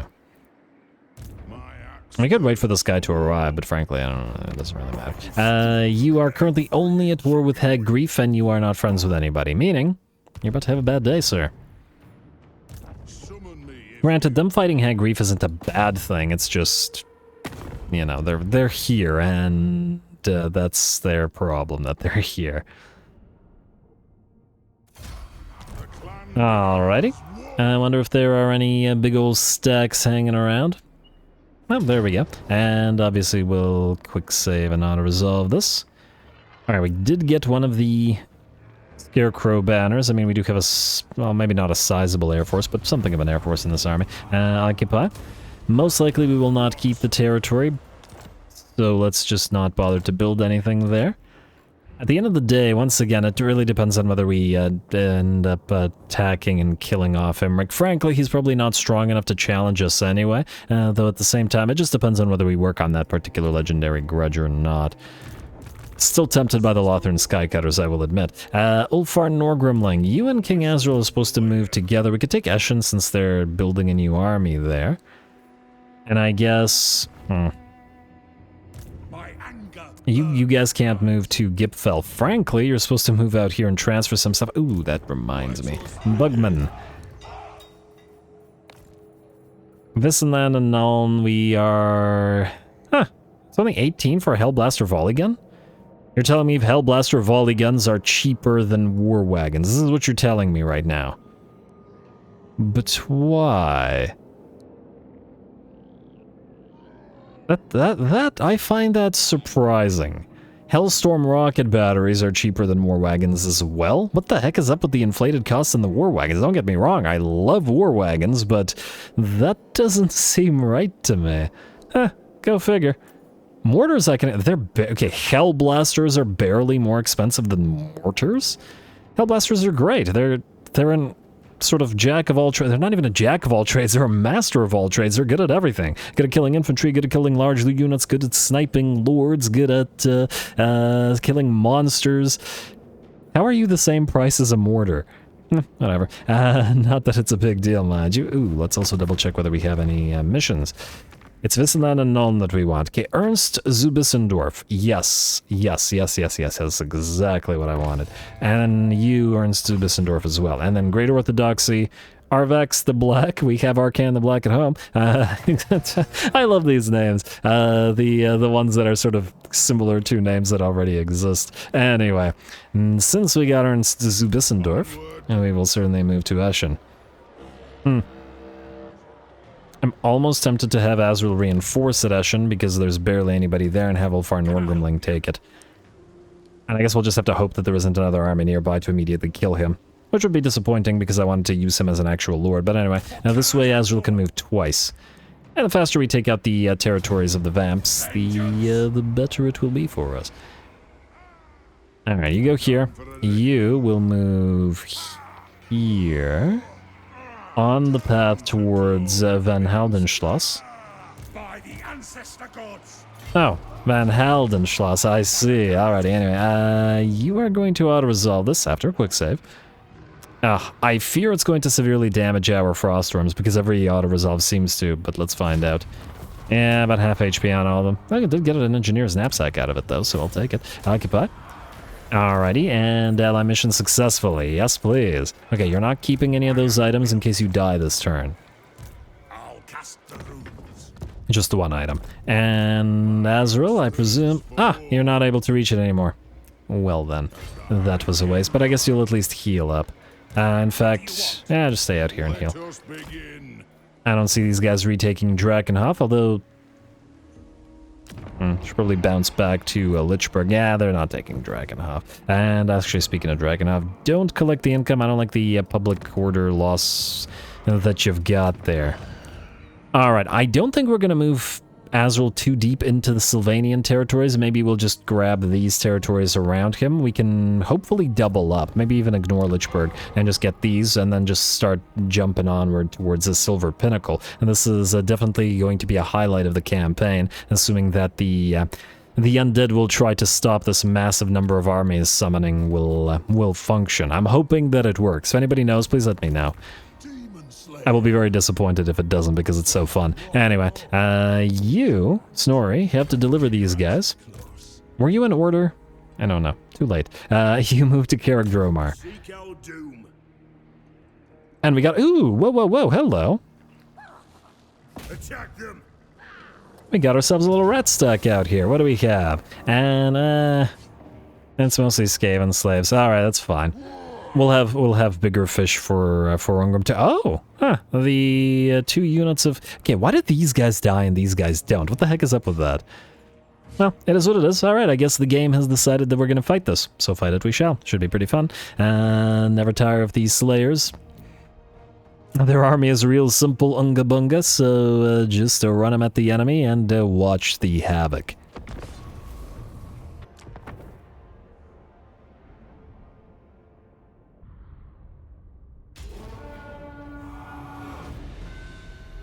Slayers, I hear your howls of longing, desperate to be about this. So go, bring me victory. Bring me. Alrighty, while Ungrim is still in the middle of his speech, the Vanguard deployed, Brotherhood of Grimnir, and the rest of the Doomseekers wade on in to the pile of rats. And finally, we're fighting rats in a territory where there is no longer any rat corruption, so we look at the glorious chained axe-swinging slayers obliterate all those enemies. And it looks like, for whatever reason, the enemy decided to move those rattling guns forward. Or perhaps they weren't really trying to move forward. The skirmish mode is kind of iffy at times. So, yeah, anyway, this is just the first enemy army. The elites are a part of the enemy garrison, and so we're just obliterating droves of Skaven slaves here, and go figure, the Doomseekers just tear through the entire army, taking little damage, and I don't know, racking up hundreds of kills each. Very nice. They are so entertaining to watch, though, you gotta admit. Alright, and at the very least, in terms of the sort of elite slayers, the giant slayers and the doomseekers, we still have the option of putting them in together with a few of our other armies as well. Still various types of things we've got to mix in terms of units, synergizing different units together in terms of our army compositions. And this is something that, well, we're in the process of doing. We've got, what, 4 or 5 armies moving around that are intended to become sort of mixed armies. Combined arms sort of armies, because well, they're part of the Confederation thing, and there's a bunch of things I wanted to try on top of the themed armies. Anyway, looks like this little army, the primarily all Skaven slaves and a few clan rats, I believe, have been by and large destroyed. And just gotta make sure we clear out the rest of them before moving on towards the elites of the enemy garrison and the sort of proper fight. On the bright side, it allows the Slayers, the Grudge Settler Slayers that were previously damaged, to fight without taking too much damage themselves. 92 melee attack, pretty darn solid. I went for hardened armor in this army, right? Huh. Wait, we got 10 armor on these guys?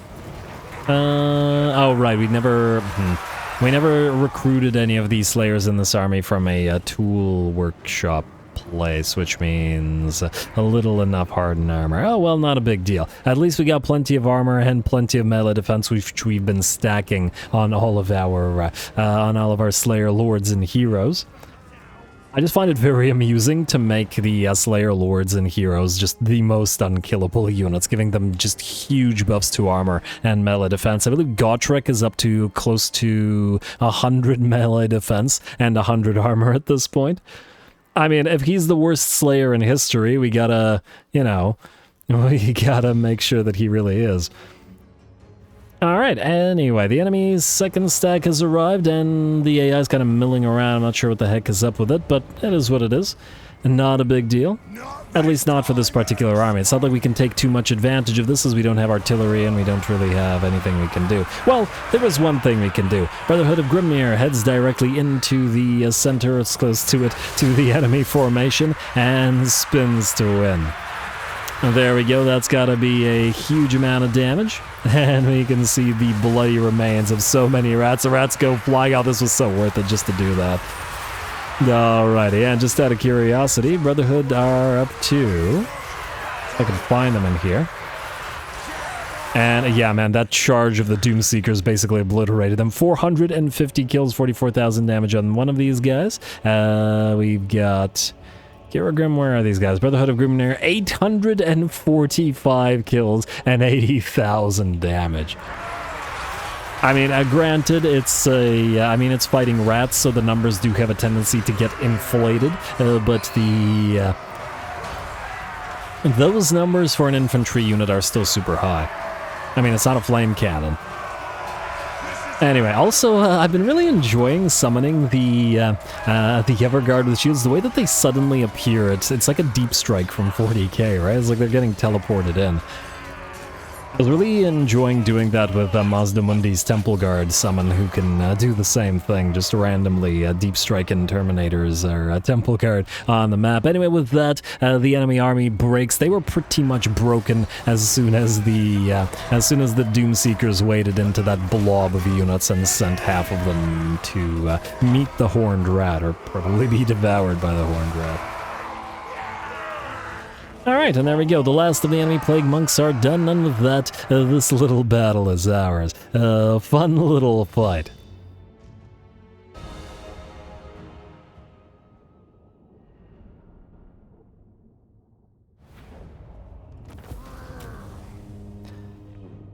Ah, another Ranger's Quiver. Getting these today. Go figure. Anyway, a pretty fun fight, and oh wow, near 100,000 damage and 1,100 kills on the Brotherhood of Grimhammer. Very, very solid there. The other units, 42k, 53k, and 35k on the Honor Seekers there. And it looks like both of the Craven Slayers and the other Grudge Settler units survived, and ooh, 21k on the Blue Tattoo group. And then decent work out of the regular Slayers as well, some of which, okay, still not rank 6, but getting there, closer and closer. I'd love to heal, but at the same time, 362 Oath Gold, not passing that one up.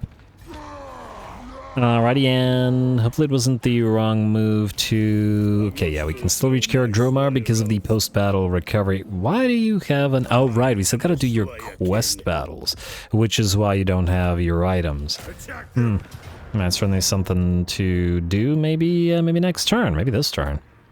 Not like you're very damaged. 12 units lost. Occupy. Huh, might actually still be able to double... did you just get another?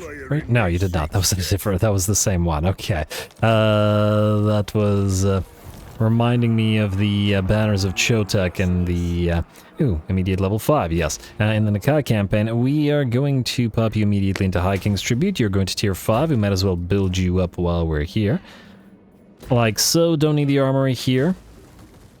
Although I do like the extra Oath Gold, but anyway. Obviously the Mechas Ungor, obviously the Scrat Mine. And out of these, we are once again going to go Tinker's Den, and we are once again going to go for the Armory, and then the last 2 slots, one for the Deeps and one for the Shrine. Yes, alright, perfect. And we don't need to fortify this place. Frankly, I still consider this to be sort of part of our interior territories, which are not going to be fortified in the same way that our these locations and these locations are. Now, they should be able to protect themselves even if an army does not have a presence there at that time. Grimly Coral Seeker. Ooh, wait. Missions, double check real quick.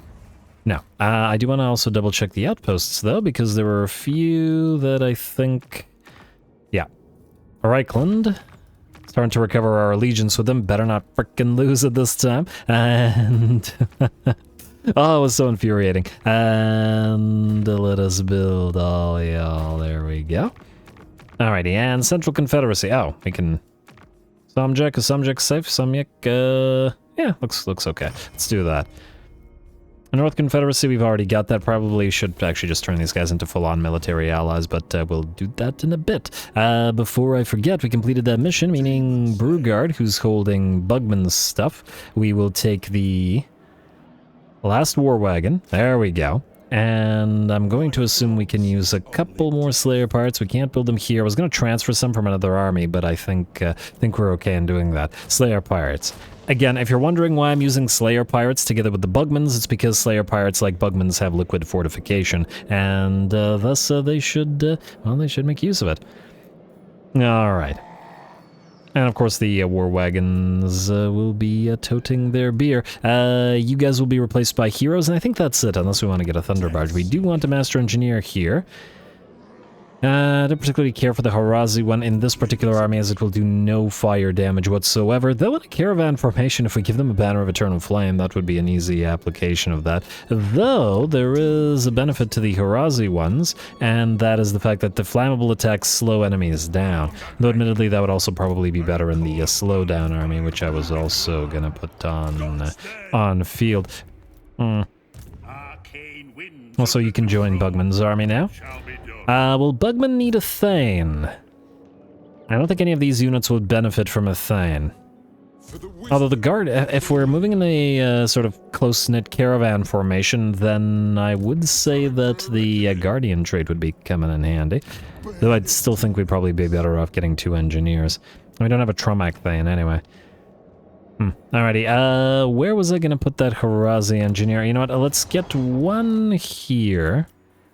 Because it's gonna go into the Fire Slayer army, because that army will have some range units. Anyway, 2 turns, and then Bugman's caravan will set forth. Next up, we've got Grimly, who was already next up, and then I got distracted. Scravehold?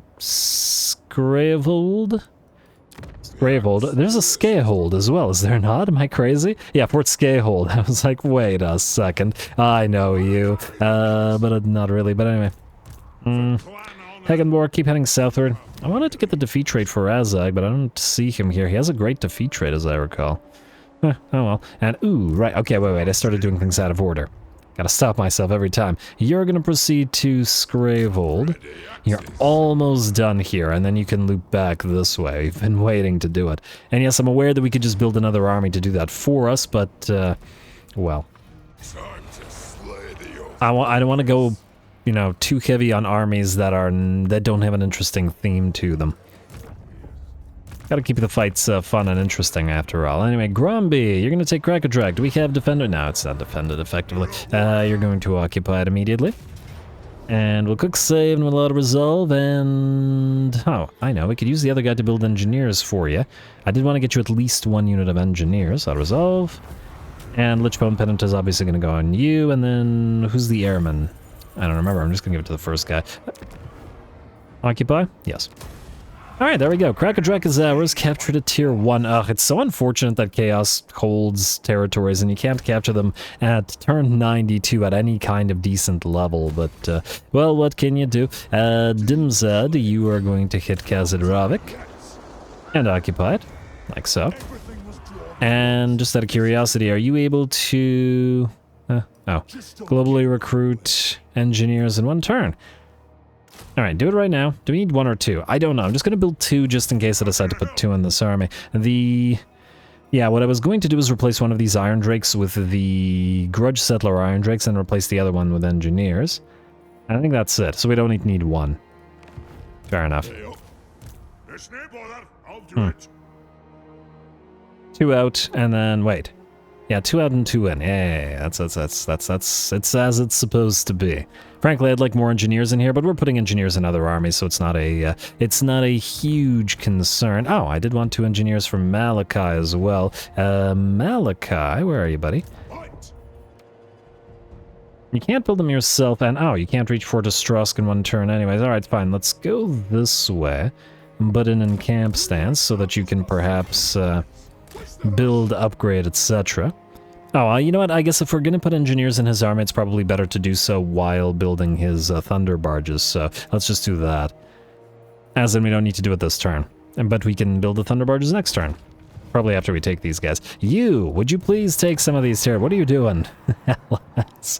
Oh, why must you be useless? Anyway. At least they can hold the ground, and that won't be sort of a breeding ground for the forces of chaos. Thorak, you are going to hit the trails of Hashut now. And I still don't see Kairos. Alright. And another basic little auto-resolve. Quick save, auto-resolve it. I keep being very wary of, you know, auto-resolving and taking massive damage, and bam, suddenly Kairos teleports on top of you, and while you're heavily damaged with a Quarreler heavy army. Wouldn't be so great for us. Alright, we captured the trails of Hashut, and it does give us the petroleum, but once again, I feel like I'd rather not bother to hold the place, so we're not going to bother with it. It doesn't really do anything for us, it's just another interesting trade good. This isn't faction-wide, and we're not going to bother building Iron Drakes and Flame Cannons in red territory, because it would counteract anything we'd gain from it anyway, so... Oh, are you actually going to capture Hellcade Drove? Please do, sir. And... Really? Did you guys really... Oh, wait, they're allied. Huh, okay, never mind. I was gonna say... Maybe we should just ally with these ogres. It's not like they're holding any... key dwarfen settlements. I'm just mounting some worn settlements.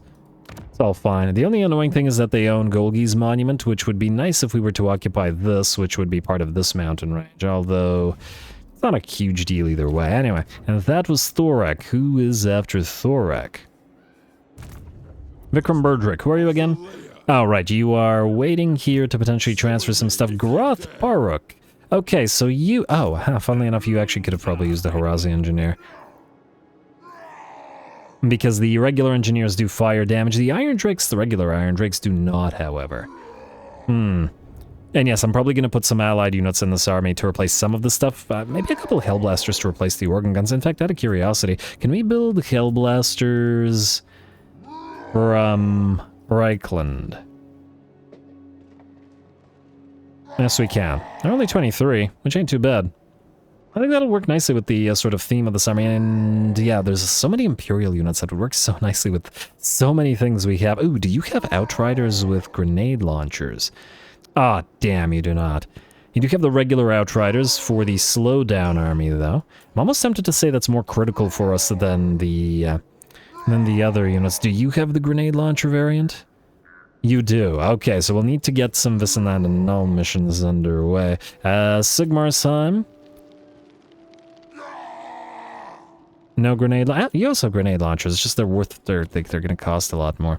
Golden Order? Well, we don't have the allegiance with the... Ooh, actually, speaking of allegiance, did I check the... I did check the... Wanted to double check for missions. Yeah, you know what, hold off on the Hellblasters. I'd rather have the suppression units because the slowdown army is gonna appear here and is gonna be one of the armies to proceed sort of towards Skavenblight. You guys will all move up here together. And I will deal with you and transfer your units afterwards. I just want to make sure that they move. We do still have Kemler most likely to deal with as well. Aha! This guy's hanging around here as well. I think you're probably not safe in terms of moving, because then they'd immediately attack this. We just need more armies here. I don't know if these guys are going to take back... Oh, right, we also need to attack Fester Spike. Alright, big old border. You are the new engineer. The rest of you guys are fine, at least for now. I wanted to... Okay, you're gonna do it. Go to Reichland. I would like you to start on the slow down armies stuff, meaning regular outriders with that suppression. We'll need all 4 of them. 4 units with suppression, plus the Drake guns, which provide an additional slowdown, plus the... There's something else. Oh, right, the Monstrous Impact Grudge Settler Grudge Throwers, like at least 4 of those are going to be a pretty big part of that. I want to see an enemy army completely standing still, and then a few engineers to drop flash bombs on the enemy, slow them down even further. Slowdown armors are always really fun. I really enjoy them whenever I end up using them. Too bad we can't build the Dragon Tear Gas guys from the Cathans, but oh well. Anyway, you. Whatever your faction's name is, you are currently at war with the Agents of the Moon, so we will join the war. Now let's just do the military alliance with you. I don't appreciate how you're trading with the Greybeard's Prospectors, but you're another Cathan faction and you might get units that we currently don't have. And when we kill the Greybeard's Prospectors, let's just say I won't care enough about how mad you get about it. This is who? Red Shield. Join war against Red Shield. We're not going to take their money. We don't need it. And I know I was doing the military alliances with major factions rather than minor factions, but at this point it's just a matter of allegiance and additional units in those armies, so it's a better use of our resources. You go kill this, should be a quick little auto-resolve, and then move on to Misty Mountain right after. Okay, you're gonna run for obvious reasons. What, you don't want to face the Axe Storm? I think the auto-resolve thinks this army is weak, but as we've seen, it can do great work. Auto-resolve. And, oh, wow, okay, right. It considers all... Okay, wait, I was about to say it considers these guys to be melee and these guys to be ranged, but then why did Dwinbar Ranulfson and the engineers, but Dwinbar Ranulfson, who has, like, near artillery level range, get so damaged when the rangers, who have, like, a quarter of his range by comparison, did not? Makes no dang sense. Execute and loot. But yeah, the auto-resolve is pretty weird about themed armies oftentimes, but I still can't help myself but use them because they're just so fun. Anyway, you heal pretty well here. Unlike Cathay, the Dwarfs seem to have fantastic healing. I mean, maybe not fantastic healing, but at least mid-tier healing. And this army has the Dragon Slayer to counteract any additional healing needs, so we're good. Without the Dragon Slayer, Dwarfs have middling healing, but it's still better than Cathay's healing, and that still makes me happy. You two, wait. Yeah, wait, Vikram Burdrick is where he's supposed to be, but you two are kind of... Okay, wait, let's see if I can figure this out. You're gonna go to high deck, and just to see what's going on out here. And success, good. You guys are going to occupy this place just to trade it immediately. We don't really care. And, oh, it's full of rats. Which rats are they? Oh, wow, it's a... Huh, I didn't know the Clan Ferric was all the way out here. Okay, well, I'm glad we moved here then. You are going to go here then. And I guess the territory should actually allow us to cross over, so that'll be fine. We'll help the rats cross over as well, though in a very different way. Auto-resolve? Yeah, no significant damage, and another Lichbone Pennant. Fantastic. Absolutely fantastic. I'd have one in every single army if I could, but, you know. Well, except for those Rune Lords that actually have the... that actually give the magical damage to everybody. The Veneration of Smednair, which, admittedly, I do on a lot of those. Anyway, you guys are just going to sit here together, just so that you don't get attacked, and then we'll proceed into the hills to keep working on Sylvania. Or over here, it doesn't really... Nah, but I'd rather keep both armies safe, especially since you're still holding onto these grudge throwers, which we'll probably have to deliver to those guys. They can use regular ones for now, and frankly the Slayer parts can go to the Fire Slayer army, and then Elmador can go lead another force. He's been doing good work anyway. Anyway, do we want to transfer now? You know what, I'll maybe transfer some of the stuff between the episodes rather than wasting the time on doing it right now. Azrael, you have moved this turn. Okay, so let's actually get back to doing things in order. Vikram Burdrick, you definitely moved. Ignoring the rear guards, Elmador Red Axe just moved now. Azrael has moved. Groth Barak is... I mean, I guess we can start moving him out. Assuming that we don't wait for more stuff. Alright, what kind of... Okay, you're Karaki, and then you are... Zaki.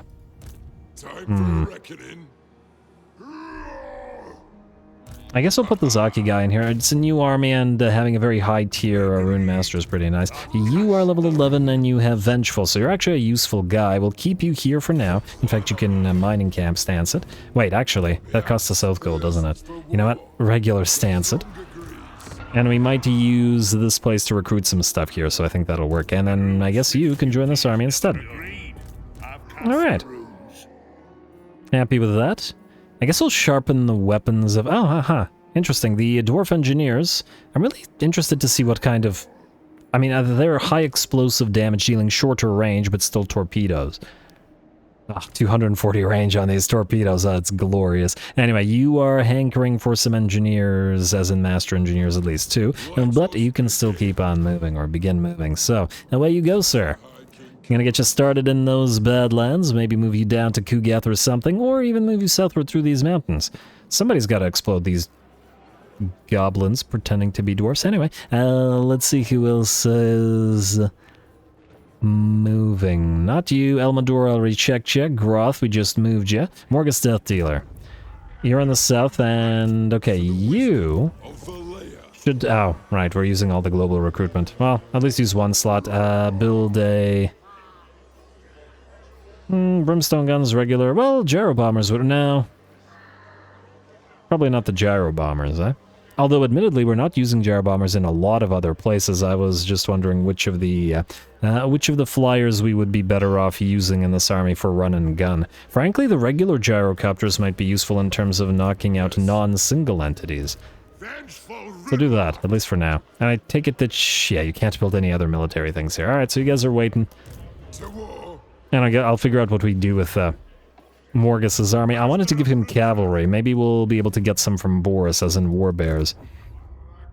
We just need to get into proximity and then attack the nearby enemies. Rourke Whitebeard is stuck. Oldest Elhine, you are going to jump over the mountains. The dwarf jumps over the mountain and then go to Karaz-a-Karak. And okay, I lost my place here. Or rather, this thing did it on purpose. Alright. Kadri Asgel, you're waiting to see if Kateb attacks you next turn. Belagar, yes. We do want to retake Barakavar as a priority, frankly. If we besiege it, they'll most likely sally out. And then we'll be able to capture Doc Karaz, hopefully next turn. Doesn't look like these guys are anywhere near it, and certainly don't have the troops necessary to capture it. Ooh. Yeah, they got some good stuff. Besiege. And, oh wow, what the heck? How many pump wagons does this guy have? That's a lot. That's a lot of pump wagons. That'll be a particularly interesting aspect of this fight. I like it. We're gonna level up for this. All the pump wagons charging through our line would certainly be dangerous. Now, you have one rank 7, and you guys actually rank 7, so we could actually get Morgrim's favored. Might be more worthwhile than stand your ground, so that we can destroy more of those pump wagons at a distance. You're gonna max out We Are the Elite, and, well, we do want Revered Thane. Belagar is already so insanely tanky that it doesn't really matter over much. Alright, what about the Runesmith here? You need Rune of Hearth and Home, that's an easy pick. Still haven't decided between Hardened Armor and Sharpened Weapons on you. Frankly, they're both quite nice. And because it's a hybrid army. Oh, but you do need Rune of Oath and Steel, that's for sure. And then we'll... Ancestral Lineage, Rune Master... Well, you know what, let's get the spell resistance. More spell resistance is always nice. The orcs do have a tendency to launch vindictive glares and gazes of Morkar away. You are going to grab Bolt Thrower Mastery, reload time reduction, ammunition, and missile damage. There we go. Alright, and I guess you can start moving through triangulation for even more damage on those guys. Beautiful. What are we at here? 1.3k on this Bolt Thrower. Very nice. And Thane. Wait. 1.3k. I want to see how much damage our cannons do by comparison. You need to get... Wait, not Wanderer, because this thing has Wanderer. And I guess if we're keeping the miners, or even switching them to Iron Breakers, we'll want Ironbeard to give them additional ammunition. I like it. Alrighty, we are the Elite already, so we don't need to get to that. Let's get you Ancestral Might, though frankly you're fine with it anyway. Maybe we should go through towards Foe Seeker, so let's get your Hard to Hit and Foe Seeker. There we go. Alrighty, he's ready for the fight. Who's after Belagar? If we can find him.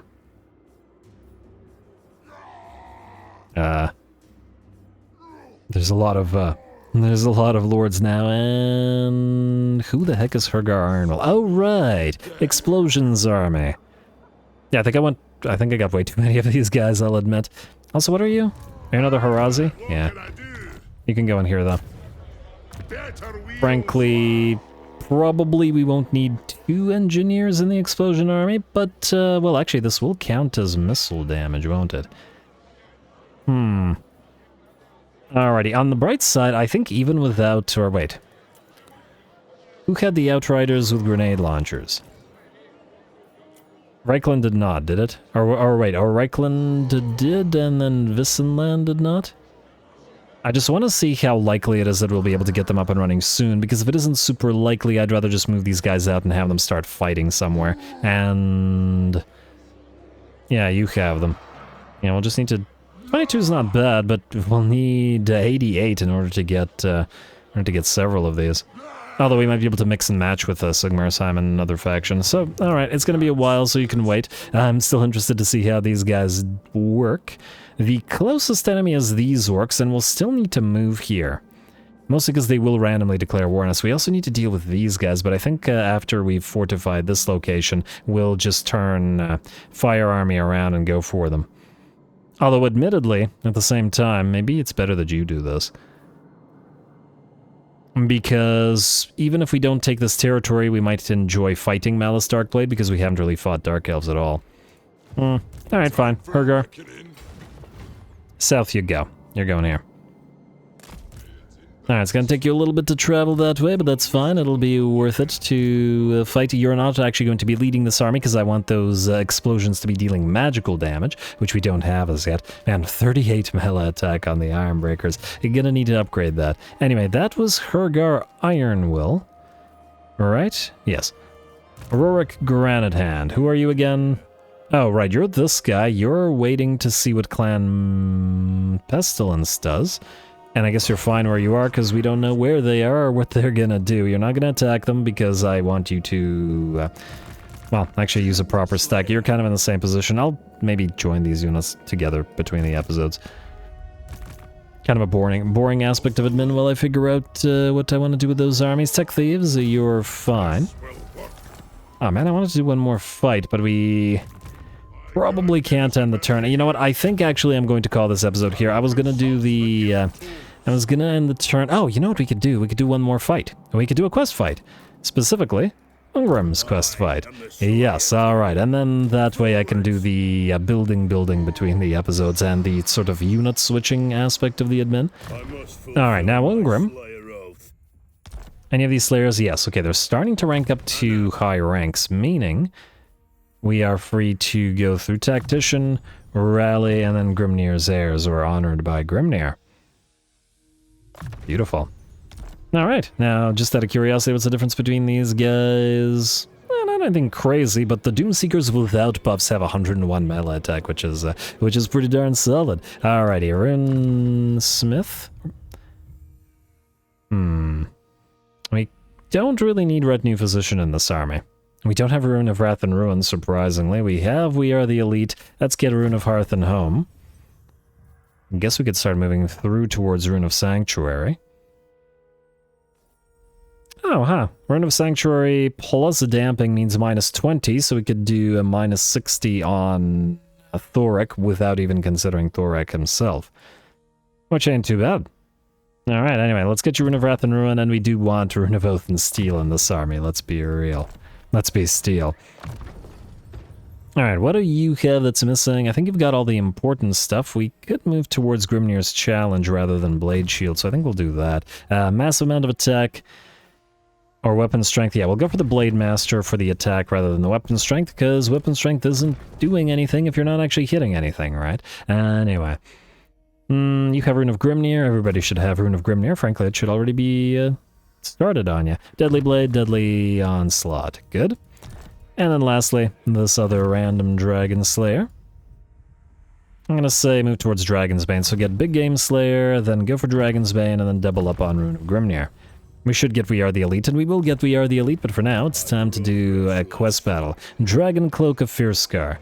Huh, wait, what kind of item is a Dragon Cloak? Oh, it's a talisman. Okay, fair enough. Alright, let's give this a read. A message has arrived from High King Thorgrim Grudgebearer. The scroll is a long one, with well over half detailing the many enemies recorded in the Great Book of Grudges against the foul greenskins. Now Thorgrim plans to set in motion a campaign to strike a telling blow against the Orcs and Groby, so that their stain might be erased from the face of the old world once and for all. Summoning a trusted champion, Ungrim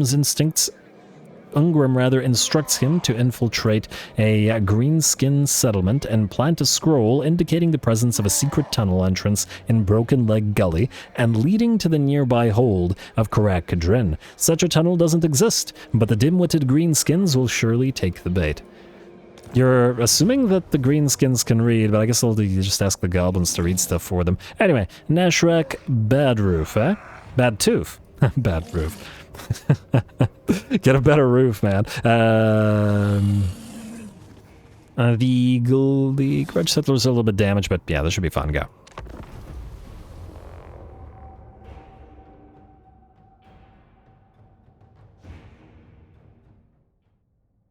No more guile. Now is the time to match blades in open battle. This horde is heavy with orcs, but there are trolls within the ranks too. Good, for what is the use of a troll slayer if there are no trolls to slay?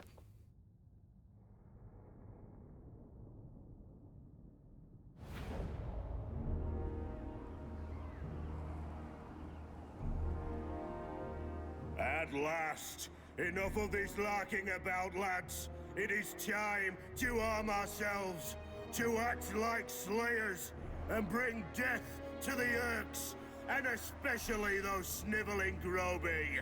I wish to cleanse myself in battle.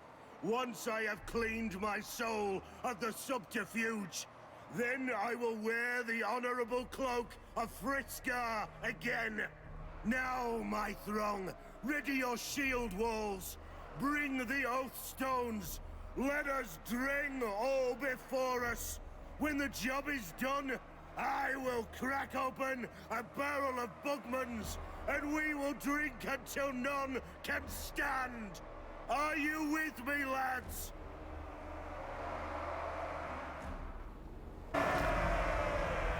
Alrighty, here we go. Looks like it is an ambush battle, effectively. At least I assume. Let's see, wait. Yeah, and it does count as an ambush battle. It's not just the enemy formation. This means that the enemy is absolutely screwed. Probably they would have been screwed no matter what, but they're doubly screwed here because of this ambush. Speech-wise, decent speech, I'd say, but I'd say that Ungrim's speech is inferior to, well, definitely to Thorgrim, and I like Thorgrim's voice acting a lot, so and both his speeches and his voice acting were pretty swell. I'd say in terms of the dwarfs that we've seen make speeches so far, got to give it to, yeah, Thorgrim, and then to Grimbrindle.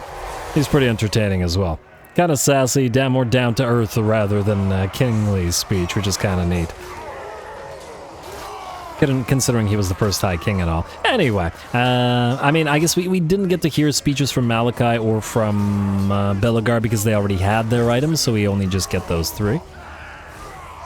But of those three, that's my tier list. Anyway, looks like we charge on in with the Giant Slayers, who quickly tear through the enemy trolls, and with taking very little damage as well. And of course, we send in Snorri Nosebiter to kill them off. Snorri being a troll slay specialized guy, I believe. And, well, by the looks of it, doing pretty well at it. Otherwise, our regular slayers have charged the Orc Boar Boys. It's kind of a unit that the regular slayers are kind of specialized against. They're a perfect target for them. The enemy lord has been dismembered by the looks of it by Garagrim and Dungrim, and I keep sending father and son for bonding time, as they do it quite well. Otherwise, the piles of enemy Orc Boys and Biggins are just simply facing off against our Doom Seekers, and similarly, they stand no chance. The addition of all the various different types of Slayer units has been really nice because we can now play rock, paper, scissors with the Slayer army, since we have different types of Slayers to deal with different types of enemies. Which obviously, back before we got Slayer Pirates, back before we got the Doom Seekers, back before we, well, basically before we got any Slayers other than the regular Slayers, which in Game 1, there wasn't all that much rock, paper, scissoring going around. Alright, well, either way, the battle is pretty much done. The bounce power is at about 90% in our favor. The enemy got absolutely torn to shreds by the Slayer rock, paper, scissors, and just a few more enemies to go. Shaman gets a one last cast off to buff the Orc Error boys with a something, as well as a Wa.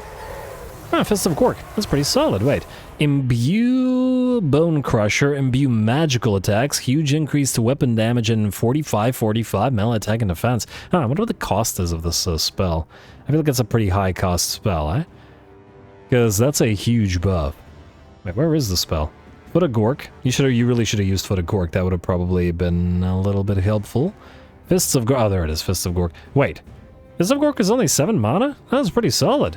45 seconds, put that on a unit of Black Orcs, and that's pretty crazy. Anyway, obviously the enemy army shattered, and the battle was ours. Very, sort of, Slayerific episode, or towards the end of the episode at least, and at least we also got to fight the Greenskins and the Skaven as we were fighting lots of undead in the start of the episode.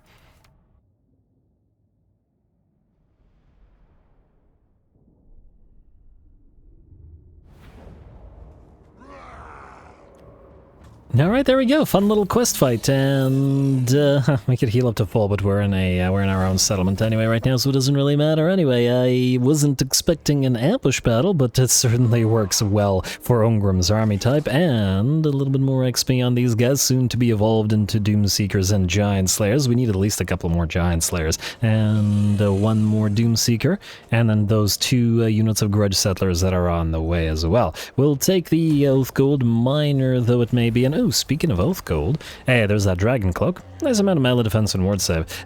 Speaking of it, okay, this will also fix our Confederation control reduction, and then we'll save the last one for the last Confederations. Technically speaking, we have what? We have 1 dwarf faction here. We have the Chained of Jar if we actually want them. We obviously have Karak-Azorn, which is the one we want the most, because, I don't know, this whole dynamic is kind of bothering me. And I think that's it. I might not bother saving the last battle, or the last quest battle rather, for the last Dwarfen faction. At least those that exist here. There might be another, I don't know, holdout Dwarfen faction in mountains somewhere. I'm not sure, but we certainly got the major ones. Are you guys still alive? Well, they're in trouble, but still kicking. If unclear for how much longer. Anyway, what I was gonna say is we got 9,000 Oath Gold now, meaning if we go to the Forge, we should finally be able to afford all of the legendary items. Starbreaker, Discouraged Weapon Strength, Heroic Killing Blow, and Melee Attack. Surprisingly, no magical damage on it. But oh well. And then Elfbane does have magical damage, but the Melee Attack, Weapon Strength, and Spell Resistance when fighting elves is quite useless. I mean, I guess if we start fighting Malice Darkblade, but frankly, I think we're going to not get this right now, as it's a waste. Star Metal Plate is fantastic, melee attack reduction minus 10%. Would probably be good in the Slayer army, but could also work nicely in Ungrim's army, not that he needs it. Unit mass plus 50%. Oh, if only we could give this to Thorgrim instead of his current armor. More speed, more mass. It's certainly tempting, and 20 ward save. I'll think about it. I wonder, I mean, we don't just have to stack speed, we can stack mass as well. Anyway, Forge. Because also mass works very nicely with speed. Alright, not that Thorgrim doesn't have plenty anyway. The Anchor Chain... Huh. Interesting. Wait, you can get the Anchor Chain, I think, as a reward item either in Cathay Caravans or Chaos Dwarf Caravans. Go figure. Ring of Grimnir, melee attack, leadership is useless, but melee attack in an area, though in a relatively small one. Anyway, we'll forge both of them. Frankly, there's no way that this is worth anywhere near 1,000. This is objectively... I'd say this is actually worse. Okay, the Ring of Grimnir is great, but this is worse than a Talisman of Preservation, so we would never use this. Frankly, it's worse than an... Oh, right, we gotta get some of those Ironbeards ringing our fire armies. Several of them, in fact. It's worse than a number of different things, I think.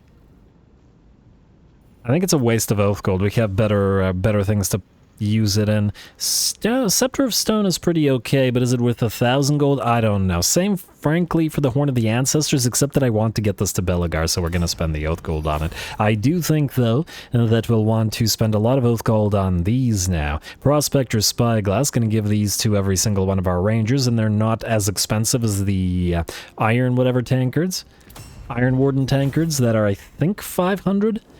Which is quite a bit. These things will give every more range to every, range unit that is near to every engineer, so every single one of our engineers is going to have one. Okay, you know what, I'll spend the rest of the Oath Gold on more of these and then distribute them between the episodes because that's a waste of time. Anyway, we've fought the battles, we got most of the legendary stuff that we wanted to get, and it's time to finally start using Oath Gold to outfit all of our lords and heroes with better stuff than we currently have. Anyway, I'm going to call the episode here. We're out of time. Between the episodes, I will do some of the admin, especially the boring aspects of admin. Next time, we will finally, I think, be able to retake the realms part, I want to say 1, as soon as Barakvar falls, we'll be able to move to Dock Karaz and then complete Varenka Hills and then complete that grudge. I'm hoping that that will give a short victory. Otherwise, Kateb still has a fairly large border, and by the looks of it, we'll probably get some nice fights against his faction next time. Maybe a few more against Sylvania as well, and, just